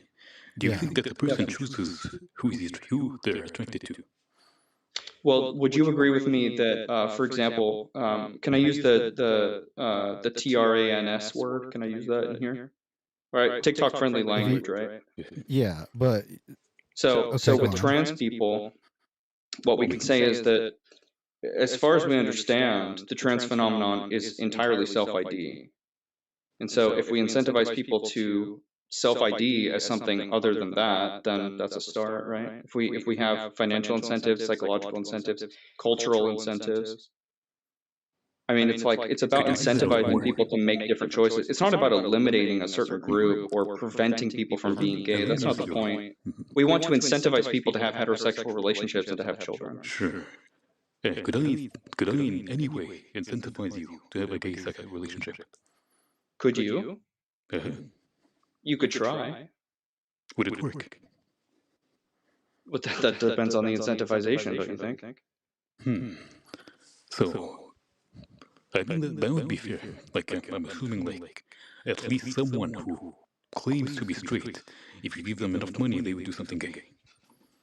Sure. Right. Well, no, that's not the point. I wasn't just talking about money. Are you saying that's not that the point. you There are chose, lots like, of other when you pushes were... and pulls, like there are cultural values, there are religious values, there are lots of other ropes that you could tug on in order to try to get somebody to change their identity. Is losing your neck enough of an incentive? Ask that again, I'm sorry. Is losing your neck enough of an incentive? You mean not wanting to die? Sure. Yeah, that's an incentive. Yeah. Are you asking me like would I? Are you asking me like would I? Are you asking me would I perform fellatio if I didn't want to die? No. I'm just asking generally. Is being told that if you act a certain way, you would lose your head? Is that enough of an incentive to not do something? I agree with Wim here on TikTok. I would say for most people, probably for an average number of people, yeah, not wanting to die is a good reason not to do something. And yet I live in a place in which being LGBT is punishable legally by death. Yeah. And what do we see there? What do we see in those countries? What do we see in those countries as far as the number? What do we see in those countries as far as the per capita number of people that identify as these different identities? What do we see? It's actually way higher than reported, because they would not report it. Yeah, I have myself alone again. Way higher than so what you're dealing with now is you're dealing with an unknown, and that doesn't actually help. That doesn't help you or hurt me in any way.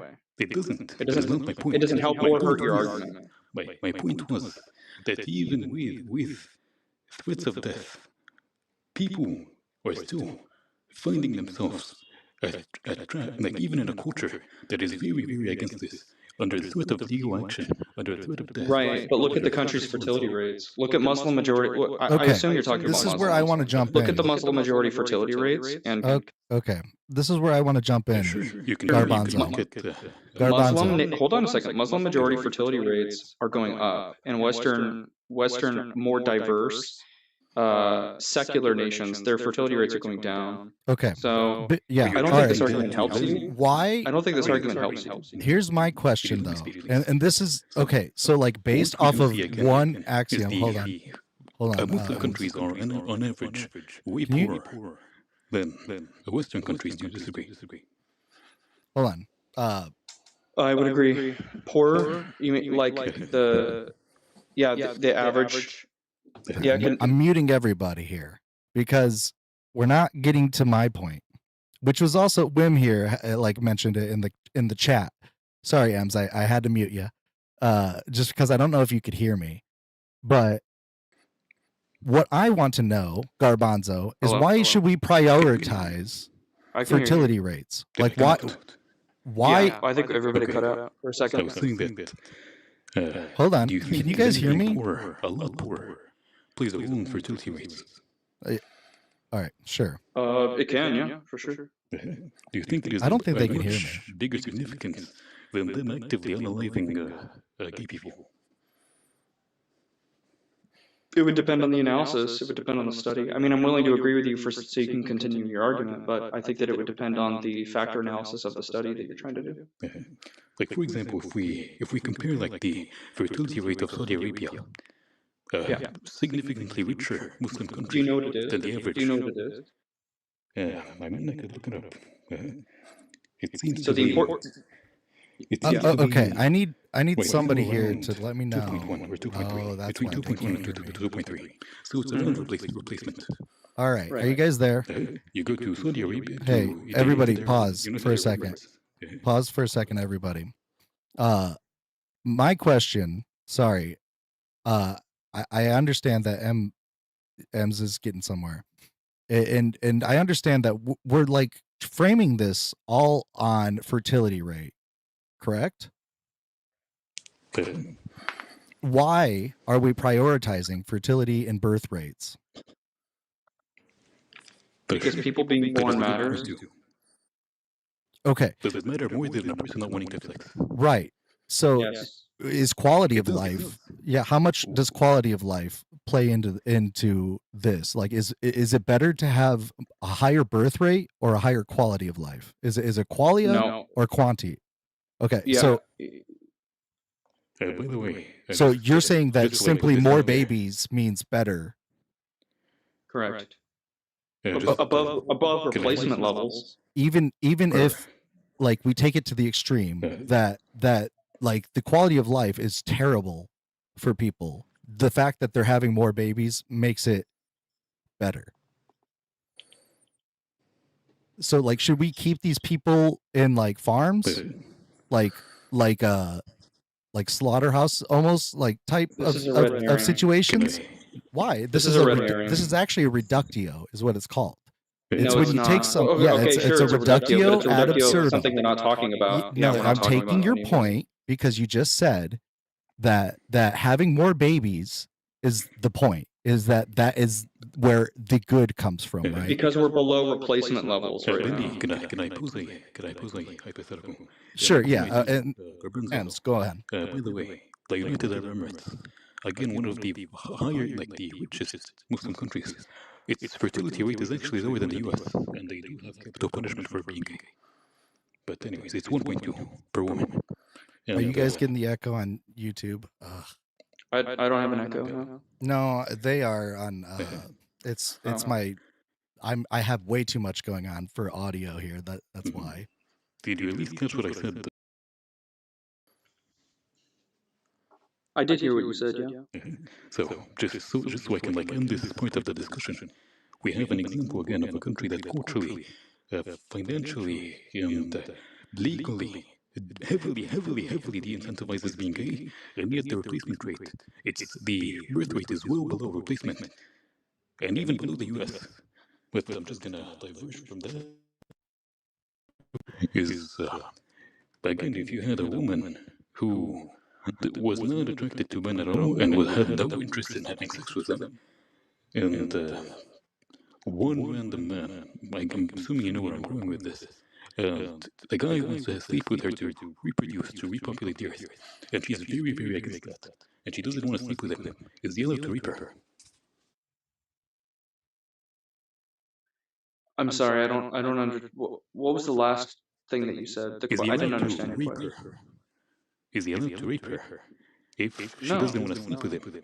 Why not? No. Why couldn't he assault her if the outcome was more children? Is this hypothetical that they're the last two people on Earth or something? Yep. Yes. Are you saying would he be allowed to, or should he, or would it be wrong? What's your question? Is this moral? We're asking, should he be allowed to rape her? Yes. Yeah.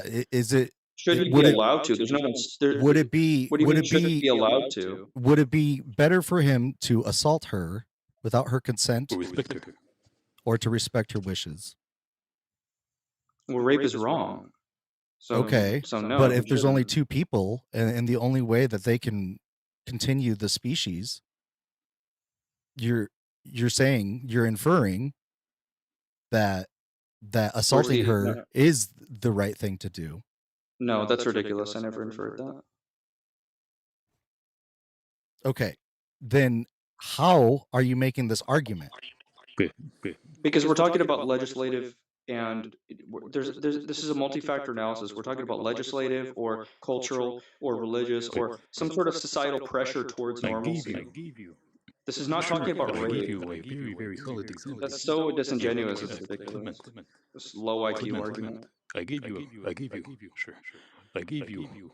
example where you just said a place that culturally, religiously, and legislatively incentivizes quote-unquote normalcy. Sure, it's an exception. Do you think that it should be in? Do you think? Yeah, it's an exception for sure. Let's look at Kuwait. Let's look at Saudi Arabia. Let's look at Oman. I assure you, all of these places are still going to have similar birth rates. And those who you just said, wait. You just said though that Saudi Arabia was at replacement levels. Sure. Yeah, we're not. Bear with me, YouTube. I'm trying to fix the audio. Do you need me to stop? No, you're fine. You guys can keep going. Sure. And so essentially, both of you were trying to argue that the rise in these identities, not only is it not correlated at all, but to say that they're correlated is tantamount to saying that I'm trying to justify rape. Is that what you're saying? No. I'm not saying you're trying to justify. Because that is the argument that you guys made, by the way. You cannot tell me what my argument was. No, I wasn't saying you're trying to justify it. That's what the host asked me. No, I'm trying to have you rationalize why not. Because you said that we should incentivize people who do not want to sleep with the opposite gender to sleep with the opposite gender, irregardless of their wishes. So again, I'm asking you, I'm trying to. No, it's not irregardless of their wishes. That's a straw man. It's not irregardless of the wishes. It's that clearly there are sociological factors that would change a person's wishes, right? Change a person's wishes. So you think you could? For example, let me give you an example. Hold on. You guys have been talking for a while. Let me give you an example. Let me make an argument. Do you think that a child raised in the household of two gay men is more likely to be gay? I don't think so. Okay, why not? I don't know. Why not? Because my parents were it's not an argument. Intersex, or like they're in a heterosexual relationship, and that didn't determine whether or not I was going to be more straight. It's not an argument. Yeah, this is an argument though. It's an anecdote. It's an anecdote. I wouldn't be surprised. I'm saying that is the case though. Take two families. One is two men and the other is a man and a woman. They both have a son. Is the son in the two father household any more likely to end up? Do you have anything to back up this like inference that you're making now?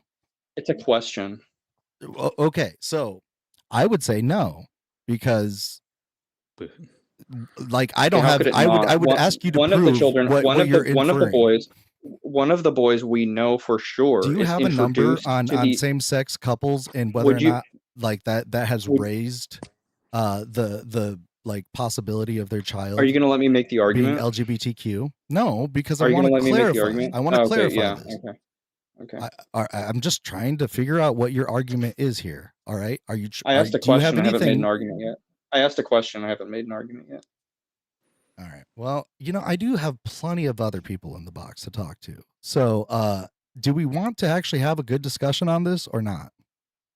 I have you told me you're trying to help digest my argument. I haven't made I asked you a question, and you said, "Well, do you have any data to back up that inference?" I haven't made an inference yet. I asked you a question. Why Okay, I'll are get to my you argument. answering my questions with questions? Oh, no. You answered my question with a question. Oh my God. All right. Because you asked if I have any statistical data to back up my inference. Yeah, because I'm trying to jump anything at all to the actual freaking point okay. here, because this is definitely the argument you're trying to make, which you I actually haven't made the mentioned this argument yet. earlier. Would you like me to? You mentioned like this me to make the earlier. argument? You just said that same-sex couples have more of a chance to have a homosexual child. I didn't say that. I asked you if you thought they would. Okay, why did you ask that question? I'm about to get there if you'll be quiet. Go on. Okay. In this example, we have two fathers and the other family is a mother and a father. They both have a son. Okay. One of these children, everything else being equal, one of these children is introduced sociologically to the concept of homosexuality and the other isn't. I don't think you understand how homosexuality is a biological thing. Okay, I think I understand full. I think I understand full well the factors that contribute to it. Garbanzo, I think it wouldn't surprise me that the person who like is like. Ems, I think I lost you there for a second. I don't think you are making like. So you're. Can you Yeah, I can hear you. That I wouldn't be surprised that if a person who is raised to two fathers would be more likely to identify with what they are. Like, for example, I think, a person who lives in a society that is very repressive to what they feel might not even consider his or her feelings, or might repress them due to societal backlash. As opposed to a person whose family is already, like, for example, his parents are gay. He knows that there is no judgment and he can come out, for example, as opposed to somebody who's at the opposite of that spectrum. Does that make sense? So how would you differentiate between that causing him to be gay and that causing him to be more comfortable to come out, or causing him to find his, find out his, how his feelings go, for example? For instance, I'm happy to answer that question. Most people have an age that they come out. You've heard of that term, right? Coming out. Yeah. Okay. Yeah. So that means that they were hiding, or they were in the closet, the fact that they were attracted to the same sex. Or they were groomed, but yeah. Groomed. What do you mean? Pressured. Incentivized, pressured. In a sociological way, either by their own families or from a do you have a person they were to justify this type of grooming? I'm saying it's a possible factor. What do you mean justify? It's a possible factor. Does grooming exist? Do you think? Are you asking me if I can prove that grooming exists? The moon, like rising on Sagittarius, is one of the factors too. Are you asking me if I can prove whether or not grooming is real? No, I'm asking if grooming is going to be a causal factor in whether or not somebody is homosexual. You don't think it could be correlated at all? Are you now making a correlation causation? No, you're the one, because I'm saying they're correlated, and you just asked me if it's causal. You're the one making. You're done. All right. Moving on. Hey, Ems, I think I'm gonna hop over back onto TikTok. It's fine. Thank you for having me up. Yeah, thank you. Sorry for dealing. No, it's fine. I'm sorry for having all these audio issues. Oh gosh, it's okay. Thank you. Yeah, I'm gonna be dropping. Thank you. Bye. Yep. All right. Let's see here. Are you guys friendlies on the other, like Rickvis? I know Big Bopper or Big Bipper. I think you're a friendly. I'm only taking up ops unless I know you. While I'm waiting for an answer on that, I will look in my, here we go. We got another person here, and then I got Dugald. All right, here you was. It's coming up. Let me see if I can turn this back on. Here you was. Are you there? Yeah. Yeah, I can hear you. And then Dugald, you can come up if you want. All right. Can I get your age real quick? Yeah. That's fine. All right. And so what's your take?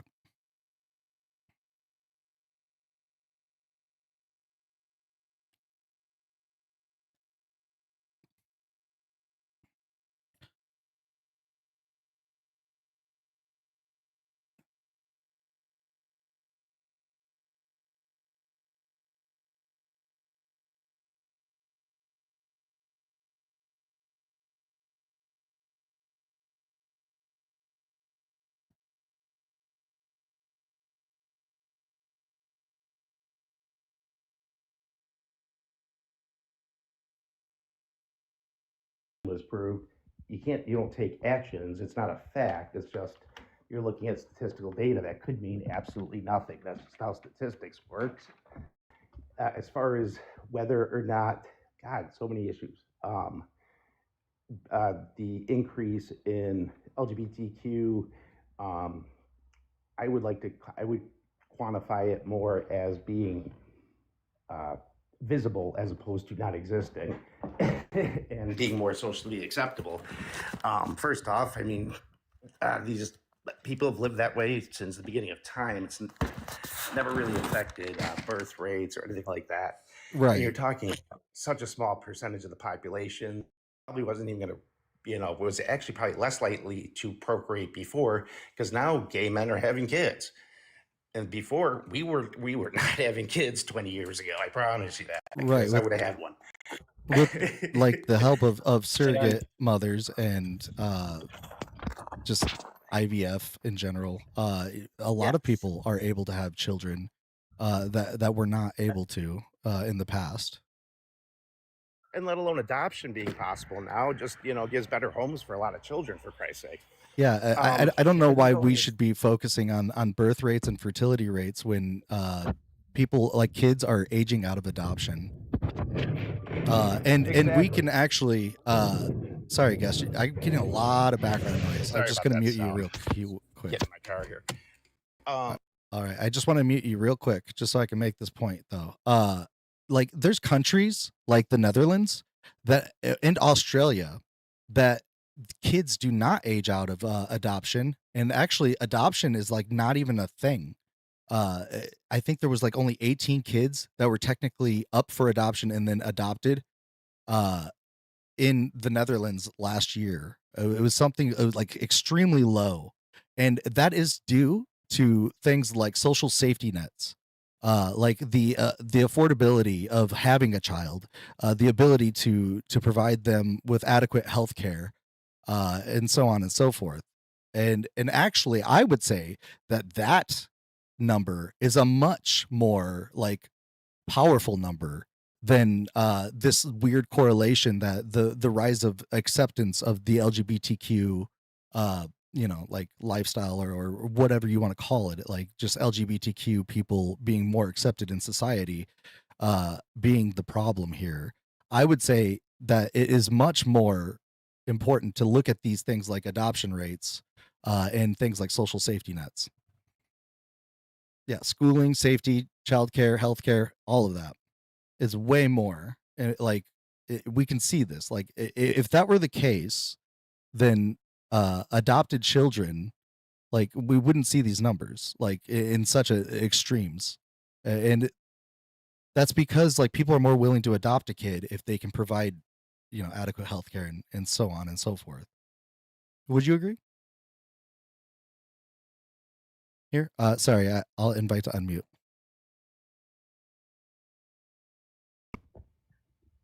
Hi. Was that question to me or? Yeah. I was just, I'm not sure if I have any other guests here that are actually ops. I might have to go back to the other app here just to keep the conversation going. Unless somebody that is watching wants to join in, you can request up if you do not agree.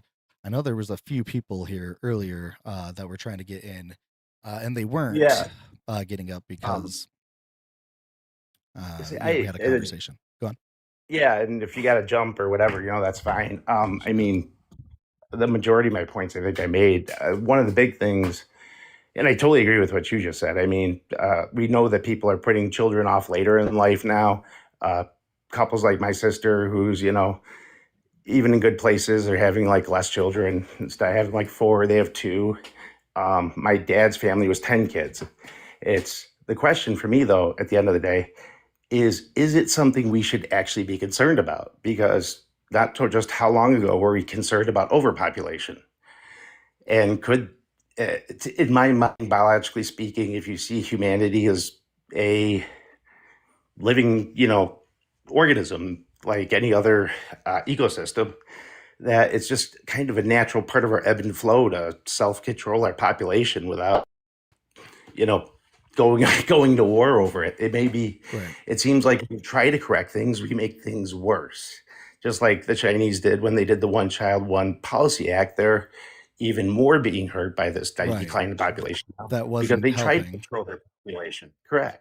So it seems like when we actually try to take these active things and believe we know more than nature, that we actually make problems worse, where we should be focusing on the problems we are causing.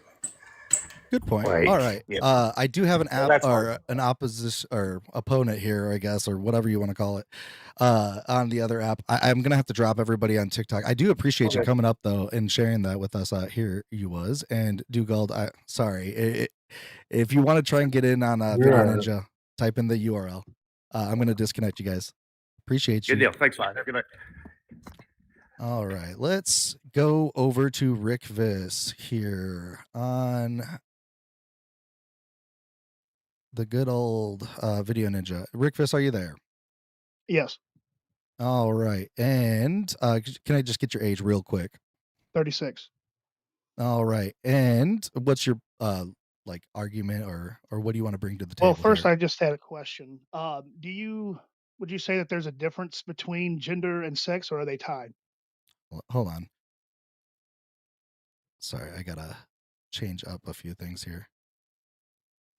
I would say that gender and sex, so like gender is slightly sex-based, right? So the alignment of like gender and sex like is where, like a trans individual is having the, like problem, like the issue is that their sex and genders aren't like aligning. And I would say that gender is, like going to be sex-based, but it is sociologically like constructed. So this is not like a biological like term, like when we say like man or woman, but when we say things like male or female and man and woman, I think that we need to like be careful with that, because we're interchanging like biological terms and sociological terms. Okay. So you wouldn't say that a biological female could identify as a trans woman? Biological female would so they would identify as a cis woman. No, I'm asking you wouldn't say that a biological female could identify as a trans woman, correct? Correct. Okay. I was just curious on that. And then you said that the concept of gender, that's a social construct? Yes. And then when you say social construct, are you saying basically like a majority of people have agreed on this, or what do you mean by that? Right. So like when it's culturally like determined is what I would say. Like, so like gender, like what makes a woman, right? Like what is a woman? That's a question that like Charlie Kirk used to always ask, and a lot of people are, is it long hair? Is it like a voluptuous like chest? Is it curvy body? Is it more Caucasian? Is it more like any other kind of race? Like I guess like, is it muscular like definition? Is it the pitch of their voice? What makes a woman a woman? Well, what I'm curious of is if you're saying it's like a social construction, do you have an issue with, like over in Russia, I believe that they had unilaterally banned open LGBT, like protesting, political movements, etc. That's a part of their culture. Is there anything like that you would say is inherently wrong with that? Wait, say that one more time. Sorry, I was kind of distracted by your infinite screen sharing that was going on there. Say that one more time. Oh, sorry. I'll try to minimize that. So I was wondering, I was just curious, like, so you said it was like a social construction. So like over in, let's say another nation like Russia, where they've banned any kind of open displays of like LGBT and politics, no protesting, etc., no groups. That's a part of their social constructions. Is there anything like inherently wrong with that? I would say that it's probably, yeah, I would say that that's wrong because it's like denying their a biological thing, right? So like that's the root of the problem here, is to like deny somebody's like biological like identity or expression of their their sex like or gender, is what is the like issue, because we are like not allowing people the same rights that we are allowing like heterosexual people, Wait, what do you mean rights? like the freedom of expression.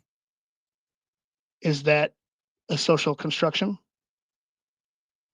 Yeah, I would say to Okay. express these So if things. their culture doesn't believe in that social I would say it's both construction, social and biological. Like when it comes to like whether or not you're expressing your gender, like I think that is like tied and grounded in biology. But like if you're expressing like your like right to, marry another person, then that would be like kind of a sociological thing, right? okay. So you say you think it's wrong for them to do that, but like I'm just To confused. Like, why deny is it to wrong? deny people, a certain subset of people, the rights that another subset has would be wrong. Yes. Well, that's what I'm saying. If rights are social construction and they don't have that as part of their social construction, I'm curious of how that, like, why that would be wrong for them to do that. Because you're creating like a hierarchy, like people, there would be people that are considered lesser than, they would not have the same rights as everybody else. Well, do you hold to something such as evolution? Yeah, sure. Isn't it possible that some people may be more or less evolved than others?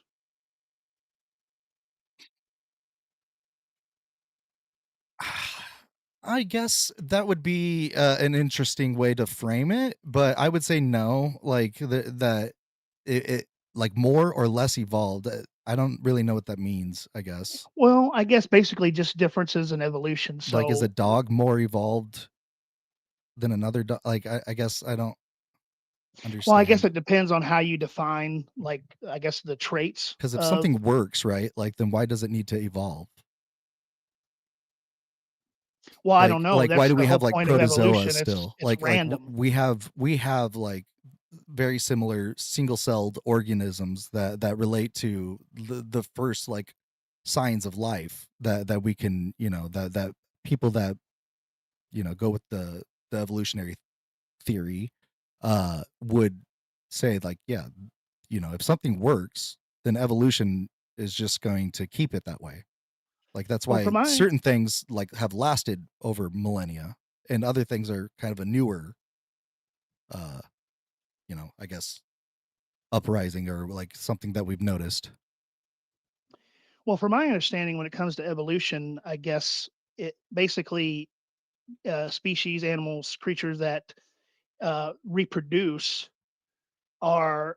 I'm trying to think of the word, but I guess more naturally selected for. They do Fitness? better. Fitness? I suppose that might be the term I'm looking for.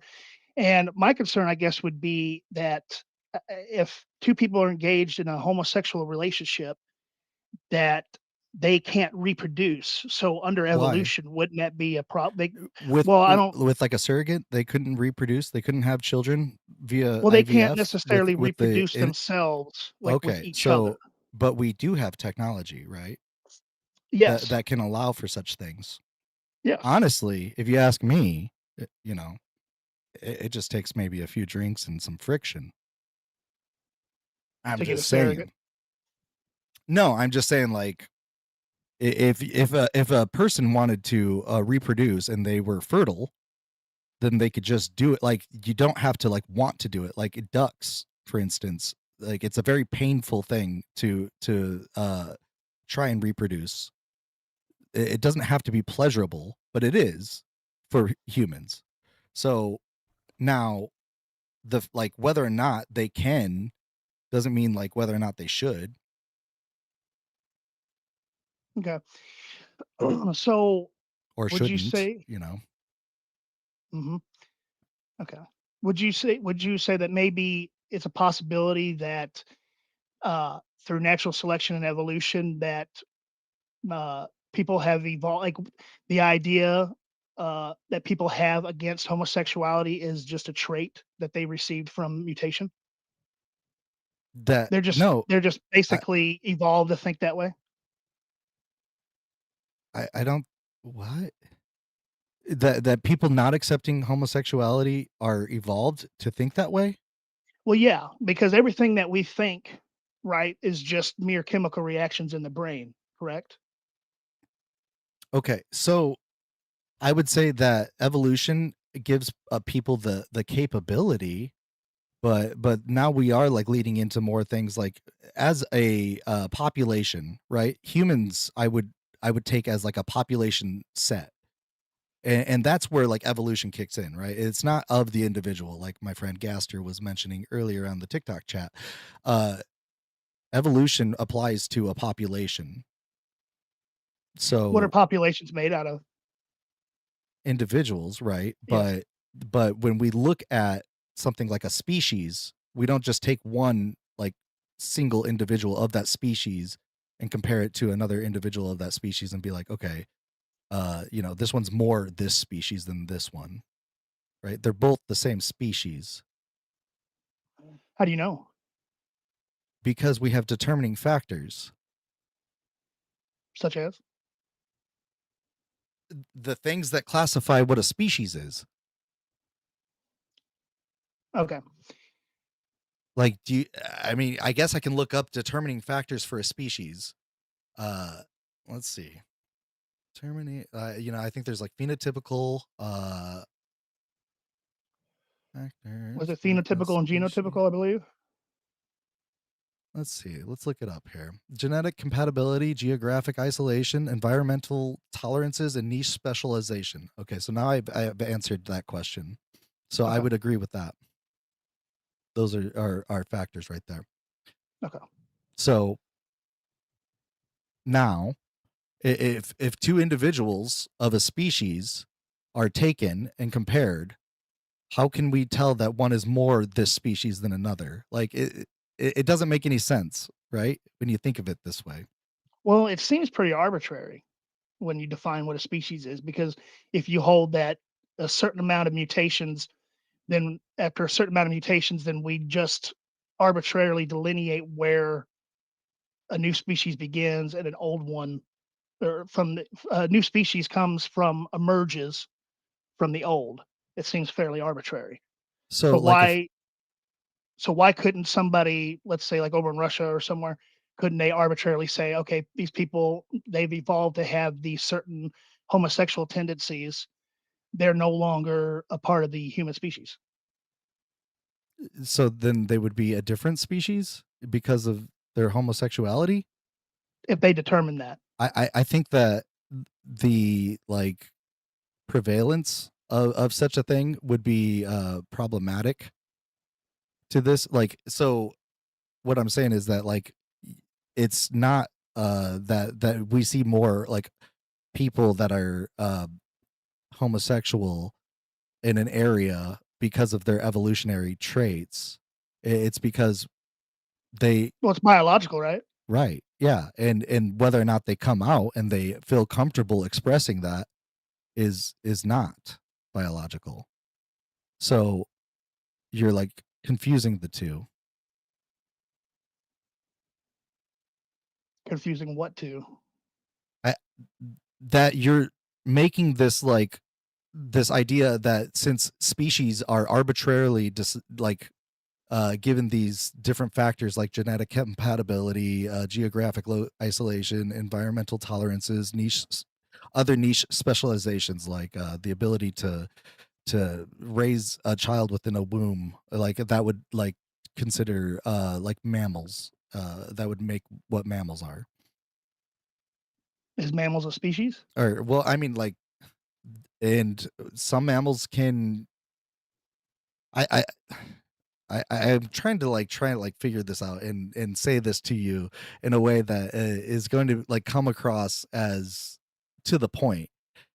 Now, what I'm trying to say here is that, yeah, like there's factors that are arbitrarily designed or like assigned by us is not the same as like based off biology and I guess geographic location is not the same as like determining whether or not expression of something is like good or productive. I think that like rights and human rights, when we talk about just humans, is an important thing because everybody, in my like view, should have equal rights. And that's just your personal subjective view, the way your brain chemicals, the way your brain and body evolved to think? Yeah, I think that there's environmental, it's nature and nurture. I think that there's brain chemicals and there's experience, like learned experience, lived experience. Okay, what do you mean experience? Where do you find that in the natural world? Experience? Yeah. Like, can you see it, touch it, taste it? I don't understand. So like to like live through something, like to see harm, okay, to experience harm, to see somebody like harm another person. Do you think that is something that it can only like biologically be passed? Well, if everything comes down to chemical reactions and in the brain, which are due to mutations caused by natural selection and and evolution. Are you honest right now? Like I don't think you're being honest with I'm me. trying to come from an eternal like critique of the atheist secular humanist ideal of evolution. Okay.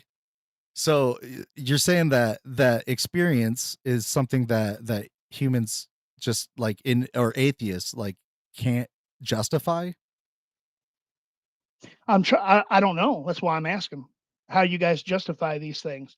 If everything's just like these social constructions, the biological way in which somebody becomes homosexual, if they're all just, traits of, natural selection and mutations from evolution, then I don't see how, that's any different than somebody being against homosexuals and wanting them either banned or, let's say, in some countries over in the Middle East, thrown off roofs. I'm not sure where the difference is. They're just traits that people have evolved to have. Because I would say that the ability to like to think that another human has the same rights as you those are just social constructions, right? But that is something that all humans have. Minus the one-off situations where maybe they're developmentally like not able to do that, but for the most part I would say that all humans have that capability. Well, that's where I'm confused because you said everybody has rights, but that's just a social construction. That's not actuality, right? Like that's not a real thing, correct? Rights, I would say that they're axiomatic, that we all agree on certain things, like harm reduction. I would say that is something that is largely axiomatic for humans.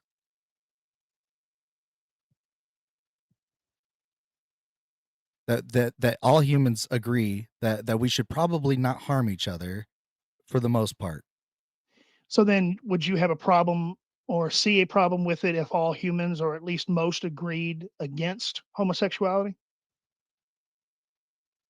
If most humans were against it, I think that most humans need like the understanding first, and then I guess like axiomatically they could determine morally in this way, like because it is subjective, that that it would not be, like conducive to their, overall demeanor.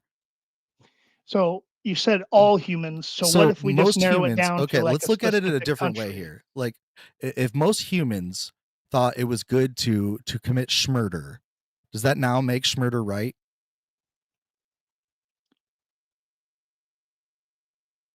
I don't see how not. They've evolved to Axiomatically, be that way. yes. Right? So, like in a subjective viewpoint, yes, because it there is no like objective like definition of these things, right? Wait. There is no objective definition. Is that an objective truth claim? Can you show me where the objective definition of something like schmurder is? No, I'm just asking. What To is say that what there is is the no. objective, the transcendental definition of schmurder? Please. Oh, I don't know. That's why I'm asking you. Is it I'm in the ignorant. Bible? Is it carved into a stone somewhere that I can read? Well, if it was carved into a stone, then it would be written by What is humans, right? schmurder to you? I guess in my view, which I'm Okay. trying not to come Which is from, I guess would be an okay. What is the unjustified objective? thinking What of. is then what is the objective definition of schmurder? Is it Why are we pivoting? No, is I'm it just trying to find out from your no, view. we've gotten to like where your point is, which is whether or not something is subjective or objective, based on either sociological or biological grounds. And now you're saying that the atheist slash secular humanist Okay, you know view. what? Just to move on, I'll grant that there's no objective morality, there's no objective whatever. I'll just grant it. So my question is, you said that social constructions, that these things that like rights are based on everyone, if that they or at least a majority, everybody agrees. Now, what Mhm. I'd like to do is, I'm curious if you narrowed it down to a specific country, let's say like, I don't know, Russia or something, and that society has deemed that they do not want homosexuality in their culture, what would be I don't understand what the problem would be with that. If it's all subjective and that's just what their culture wants to do. Then yeah, like so like the Schnazis, for instance, they thought some really wild things were like correct to them, but according to Americans, that was not uh like something they agreed with. Mhm. And now we have ideological grounds in which we don't agree. And Okay. things like wars start over that. Okay. So then I guess it wouldn't really be a problem if, let's say, the majority of Americans, let's say, I heard a caller earlier talking about like reproductive rates uh, amongst Mhm. people in the Western nations.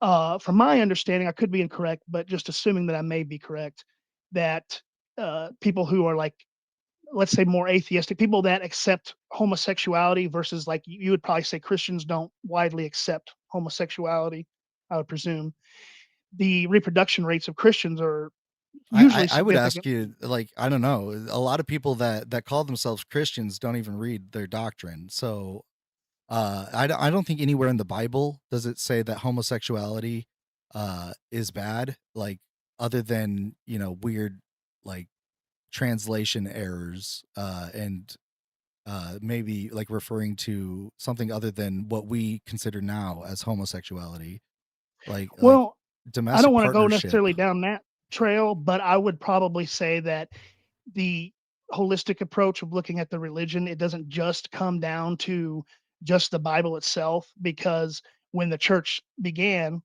it started with an authority. It started with, the apostles, and then it went down to bishops, Yeah, and at these this point individuals I are would say considered that there's no authorities. divine like grounding for it, that That's fine. these are sociologically constructed things, that Yeah, I already they're granted that. created in the man or in the Yeah, mind. Yeah. I granted that. So what I'm saying is, if let's say, uh, the point I was just trying to make was not the religion, if it's real or correct. My point was, let's just say, just for the sake of argument, I'll grant it. Let's just say Christianity is merely a social construction. Then I would say So drop it. why? Christianity, because there's a lot of baggage. Like it's kind of like based in this like fake thing. Then like if we're agreeing that it's fake, like why should we delude ourselves? Well, technically, any social construction is fake. It's just merely an emergent. It's an idea that's an No, I emergent mean, property of not chemical not reaction in the any like brain. a social construction is not like claiming that one person was the Messiah and is, you know, like necessary to the salvation of your everlasting life. Well, people were just. I mean, some people just evolved to think that way, I guess. But I'm not here to defend Christianity. I even granted that it could be a social construction, that it's not even true. I grant, just for the sake of argument, because I don't want to. I know you Yeah, want to go so I down don't that route. understand like what you're getting at here. Yeah, I Like, was trying to, but you keep kind of. The point I'm trying to make is basically Christians believe a general sense of against homosexuality. They reproduce more than people that tend to support homosexuality, which tend to be atheists. wait, where do So, you have to justify that? well, as I said earlier, I said assuming that I'm correct, if you would grant me that. So it doesn't mean I'm I 100% I don't correct. I don't know if I do grant that. Oh, okay. So let's just say, if a hypothetical here, we'll go a hypothetical. Hypothetically, if, let's say, Christians reproduced more, or let's say Christians gained a majority political power in, let's say, the United States of America, and they were against homosexuality and then voted laws in and amended the Constitution in such a way to completely ban homosexuality from being publicly displayed, what would be wrong with that if that's the social construction of the majority? Because you would now be creating like a subset within like humans, right? So you would say that some humans are more than others, that another set of humans is lesser than.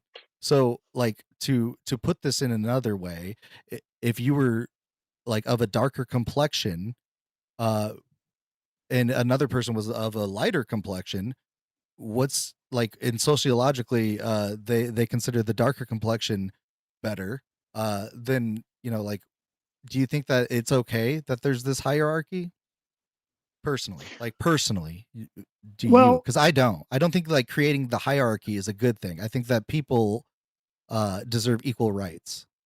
well, that's why I'm trying to do an internal critique, because you may say that, but from your worldview, if everything's just social constructions, we evolved to have these types of thoughts because we think them and we evolved. So that would be a result of our evolution and natural selection. I'm just not understanding how those things would actually be morally wrong. If the idea of right and wrong and human rights are just a social construction, and a society decides they no longer want to abide by that and choose to set up a new type of social construction, a new idea of rights, or maybe even do away with the concept of rights, I'm not sure how, from that view, it would be wrong. Yeah, to them, I guess it wouldn't be wrong, but to me, it would be. So just you personally, like Yeah, your and I just think that personal most opinion. people in chat would probably agree with me. Well, yeah, so a lot of people might agree with you, but it wouldn't actually be wrong. Yeah, but we've already granted that things like right and wrong are subjective. So Okay. so what do you like when you try to like force objectivity on something we've already agreed is not? I don't understand. Like you now we're like creating like a fallacy.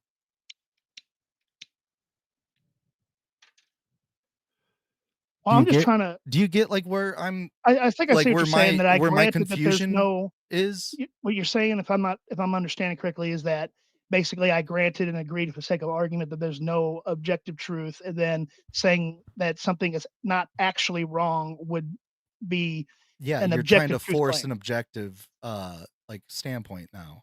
Like Yes. you just agreed something is subjective, but now we're Well, I'm trying not to like trying to force it. I'm just trying to say that technically, from your view, then there isn't anything objectively wrong because there's no objective right or wrongs. right. It's just social Correct. construction. So if a society decides, hey, no more homosexuality, we're gonna completely Yeah, ban and public then another displays. society that says, "Hey, we're all having fun over here and we do allow this." They would not agree with each other. And I would say that, you know, there would probably be conflict that comes up, or maybe a larger population sees that this other society has these freedoms, and they would then, you know, leave the previous society and join the other more free society that's sharing the rights. So then if a society decided to ban homosexuality, then in your opinion, you would disagree with them doing that, but it would probably be better morally from your personal opinion to, instead of harming them or, arresting them or Yeah, I would say it's even offing them, harmful to it would be deny better to another send them to human. another nation that Yeah, allows it, I would to say ship them that off. yeah, you know, it, we would create harm if we are denying humans like rights that us, like if we're creating this hierarchy in humans. Well, harm is kind of subjective too, right? Because you hurt yourself and tear your muscles when you exercise, right? That's kind of harm, but it's kind of good for you in We the have long like run. empirical data to back up things like suicidality, right? I suppose so, but doesn't empirical data need some kind of interpretation? No, It, so data doesn't need to be interpreted. Data just whispers in your ear and tells you what is or what ought. I don't think it should be. I guess what like are you saying that the rise in like suicidality and like the lowering of suicidality in relation to whether or not society accepts a subset of people is like, is this really the argument you're trying to make? I never even mentioned suicidality. But I'm saying though that we have empirical data on things like that. Yeah, And empirical. it, like empirical means like there is no, it is pretty objective. Like Well, so the data empirically, sets you would are see somebody had committed, you know, that self act of deletion, and then you would have to look at that data that somebody did an action and then interpret the reasons why. Correct? They would need to be interpreted. or you could look at the other things like whether or not society is very similar to each other, like a double blind kind of study. Like you set a uh what's the word I'm thinking of?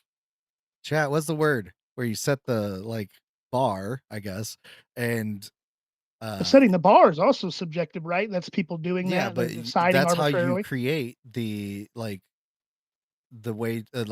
way to measure these things. Like if it's not from that bar, then like a double blind study, like you set the what is the word? Why am I blanking out on So you have that empirical word? data, but then you're arbitrarily, as part of a concept, a subjective concept, setting a bar of what it means, or setting a uh line. Hold on, give me a second here. I gotta find the word that I'm thinking of. Chat is not helping me. Lauren, you're helping me a little bit.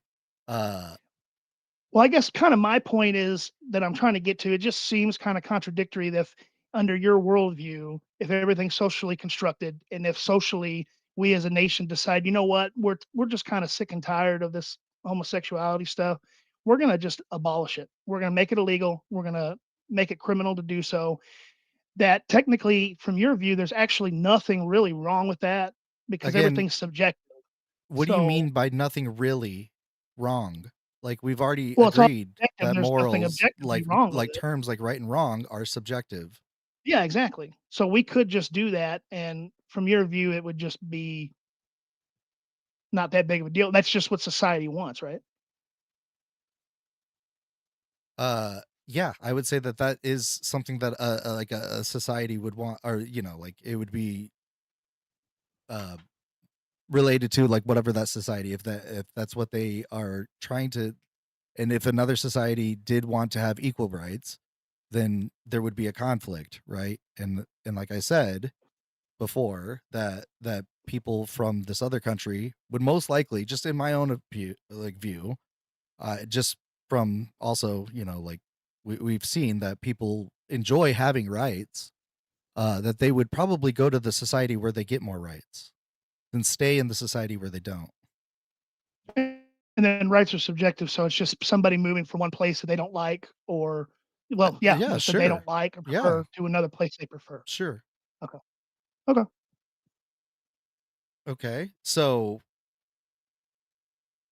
what's your argument? Well, I just wanted to see from your view if it would actually be what you said. It wouldn't be actually, if it would be morally wrong to just, if the society like in You've already America granted decided to. me That there's no objectivity. Mm-hmm. Yeah, so it wouldn't be objectively wrong then. So why didn't you just say that you're trying to argue objectivity? Like, I feel like your argument is like objective, like morals, and you like granted like I that said in the away beginning, I earlier. never really had necessarily an argument. I just had some questions. I'm just trying to figure out from your view if it would even be, really right or wrong. If let's say Christians just decided all to get together. I mean, there's a lot of different Protestant sects. A lot of them disagree. Some are pro homosexuality, some are against. But if they all just collectively decided, hey, you know what, we're done with this, we're just not going to have it, then they could do that. Gaster, are you there? Did you want to say something? Sorry, I just realized that Gaster was in on the. Because I think I have you on to where you could speak up if you want. If not, then you're good. But yeah, that's all I was basically curious of. So yeah, there's no such thing as, okay, Gaster, what he's trying to say is there's no such thing as an empirical interpretation, right? So like, yeah, I don't know what you're like meaning by that. Who, me? Yeah. Empirical interpretation? No, yeah. you brought up empirical evidence, and I was just asking if that had to be interpreted, and if it's being interpreted by people who evolved to think a certain way, then it seems almost like arbitrary, but maybe I'm wrong. Can you guys hear me? Yeah, I can hear you now. Hello. So as an evolutionary biologist, I actually wanted to clarify a couple of things that you brought up earlier. Specifically, if homosexuality could delineate a species. Sorry, the word came to me. Hold on. The word came to control. Sorry. Control is you set the control and then you test off of the control. Sorry. Like when you're setting like an empirical data set and trying to scientifically test these things. That was the word I was trying to come up with. Chat. Sorry. Go on, Gaster. No, I was asking if a society decided, if they made a decision, like let's say society Russia, would set the control. Their group of scientists decided, hey, these people are not as a society set the control. But go on, Gaster. Yeah. An emergent behavior is not something that can necessarily delineate a species. Homosexuality is something that is emergent among multiple different species, so you can't necessarily say that's something that can delineate a species. As for morals themselves, morals are also an emergent behavior. Evolutionary basis for cooperation is the evolutionary basis for it. The way that we choose to build our society are, once again, interpretations of how we choose to make things. We live in the United States of America. We as a society have decided that we want equal rights. And so having this sort of thought experiment where you're like, well, what if we all decided that we don't want equal rights anymore? That's not what we've decided. We have decided that we want equal rights. So trying to argue against gay marriage or other things like that makes no sense considering the argument that we're setting up. So I don't necessarily know where you're coming from with your argument. Well, I would have to disagree because it would seem as though as a society at one point we didn't necessarily accept homosexuality and we argued for it. So to say it's, I would say, yeah, we're in between still. To argue against it, I mean, it's the same process, isn't it? Legally, where we are at, where we have decided to fall right now, Obergefell has not been overturned yet. Legally, where we are at is we are at a place where society is moving towards equal rights. Even if you were to argue that we are in the middle and we're not necessarily on either side of the argument, that doesn't necessarily further whatever argument you were trying to make about evolutionary social behaviors and what's moral and what's not. So then we could just as we pushed for homosexuality, we could start pushing against it if society decided to. Yes, anything could happen, but why does that matter? Right. That's what I'm curious of from your guys' view, if that matters or not. But that's what I'm trying to understand. I'm just trying to understand. We've explained it. Yeah. Okay.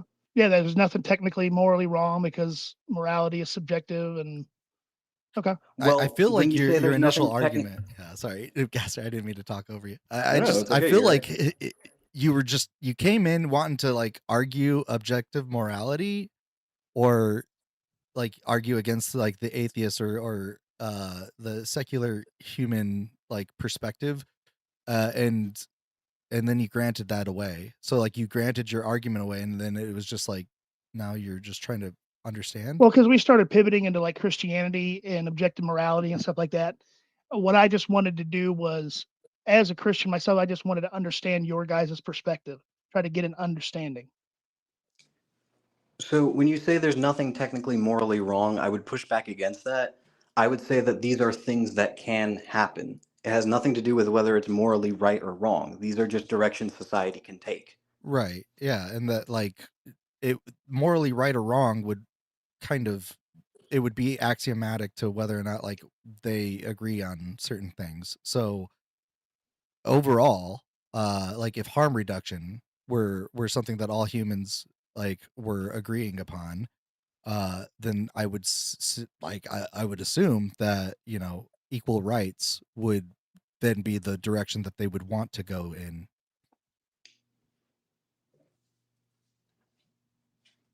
Okay. Does that make sense? I suppose so. Yeah. Basically, if I'm understanding correctly, you're just saying that what's moral would be just determined by the society, basically a majority.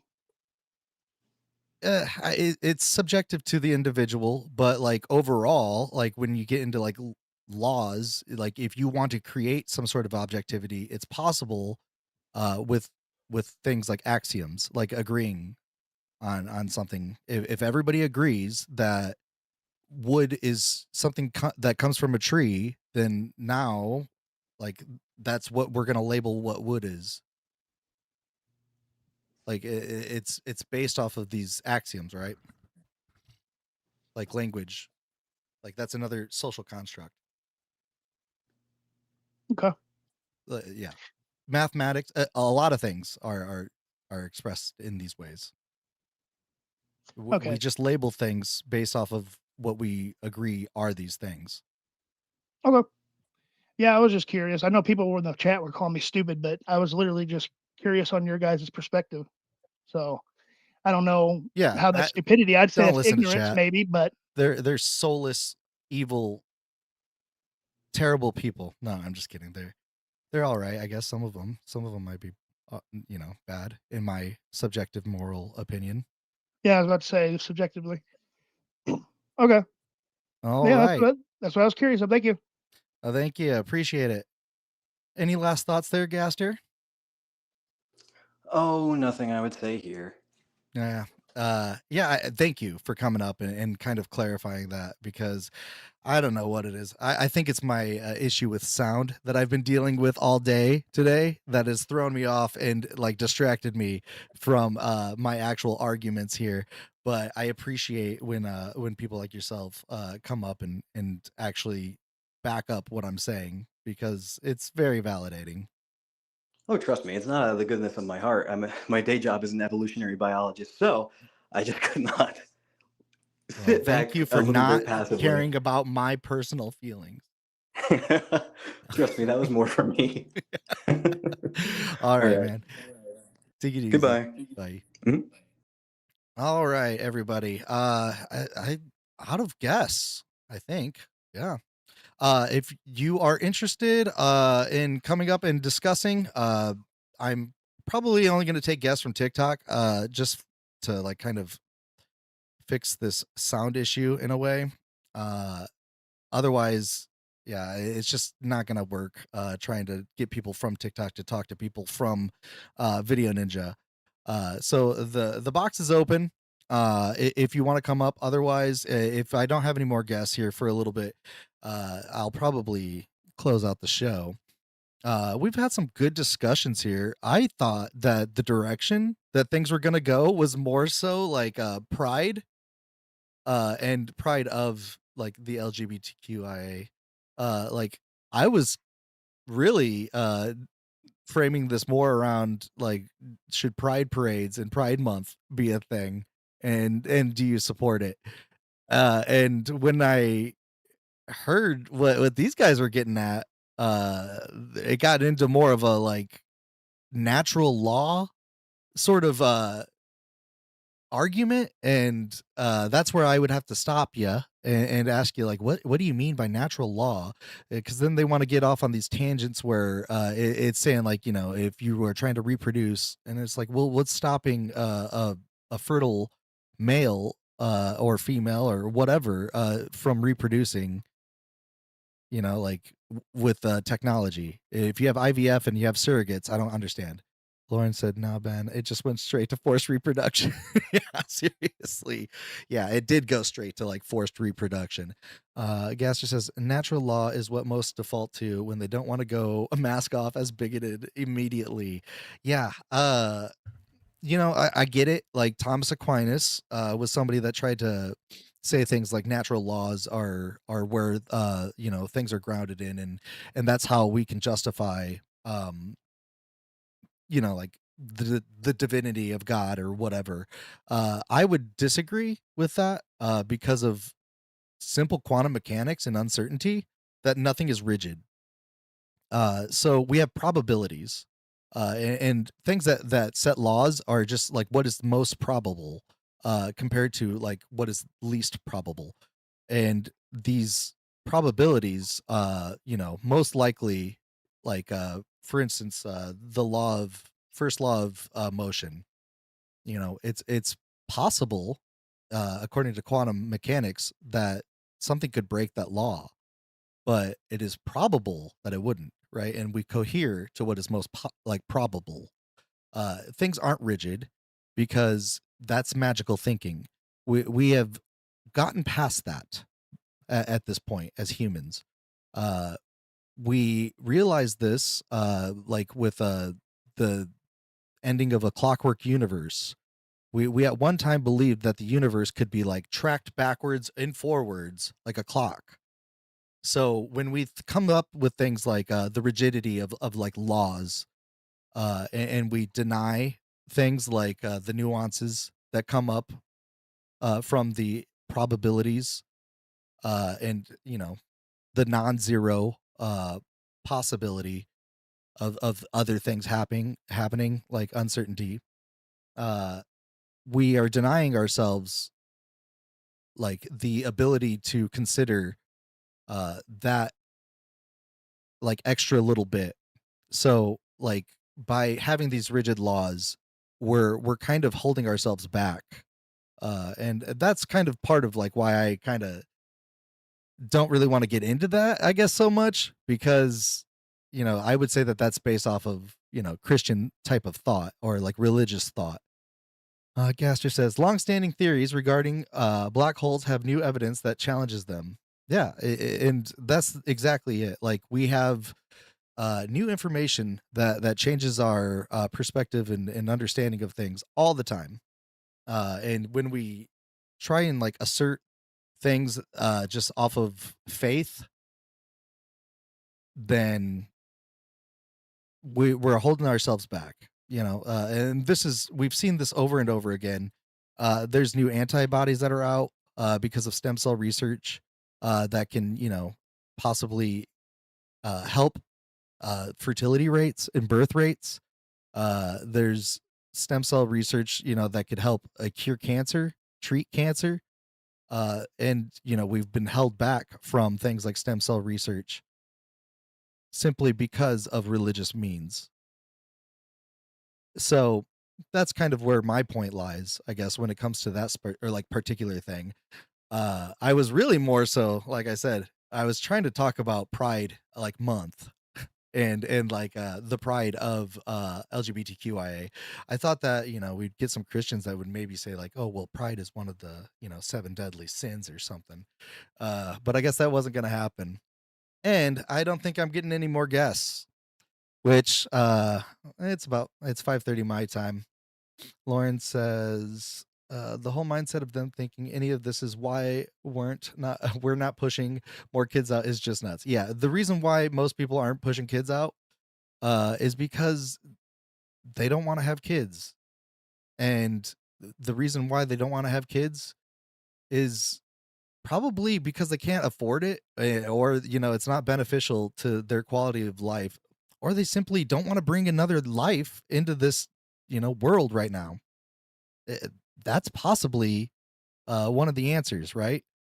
I know that like if I could still have children, that I don't think I would choose to have a child in this world right now.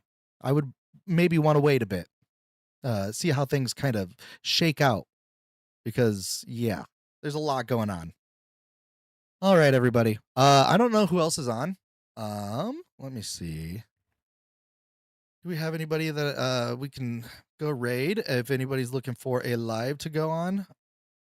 Looks like maybe is Fulsey on? No. Let me see if I can find somebody on TikTok. And then I'll know if they have a YouTube. Trust but verify. All right, everybody. Yeah, it's fun seeing you too, Lauren.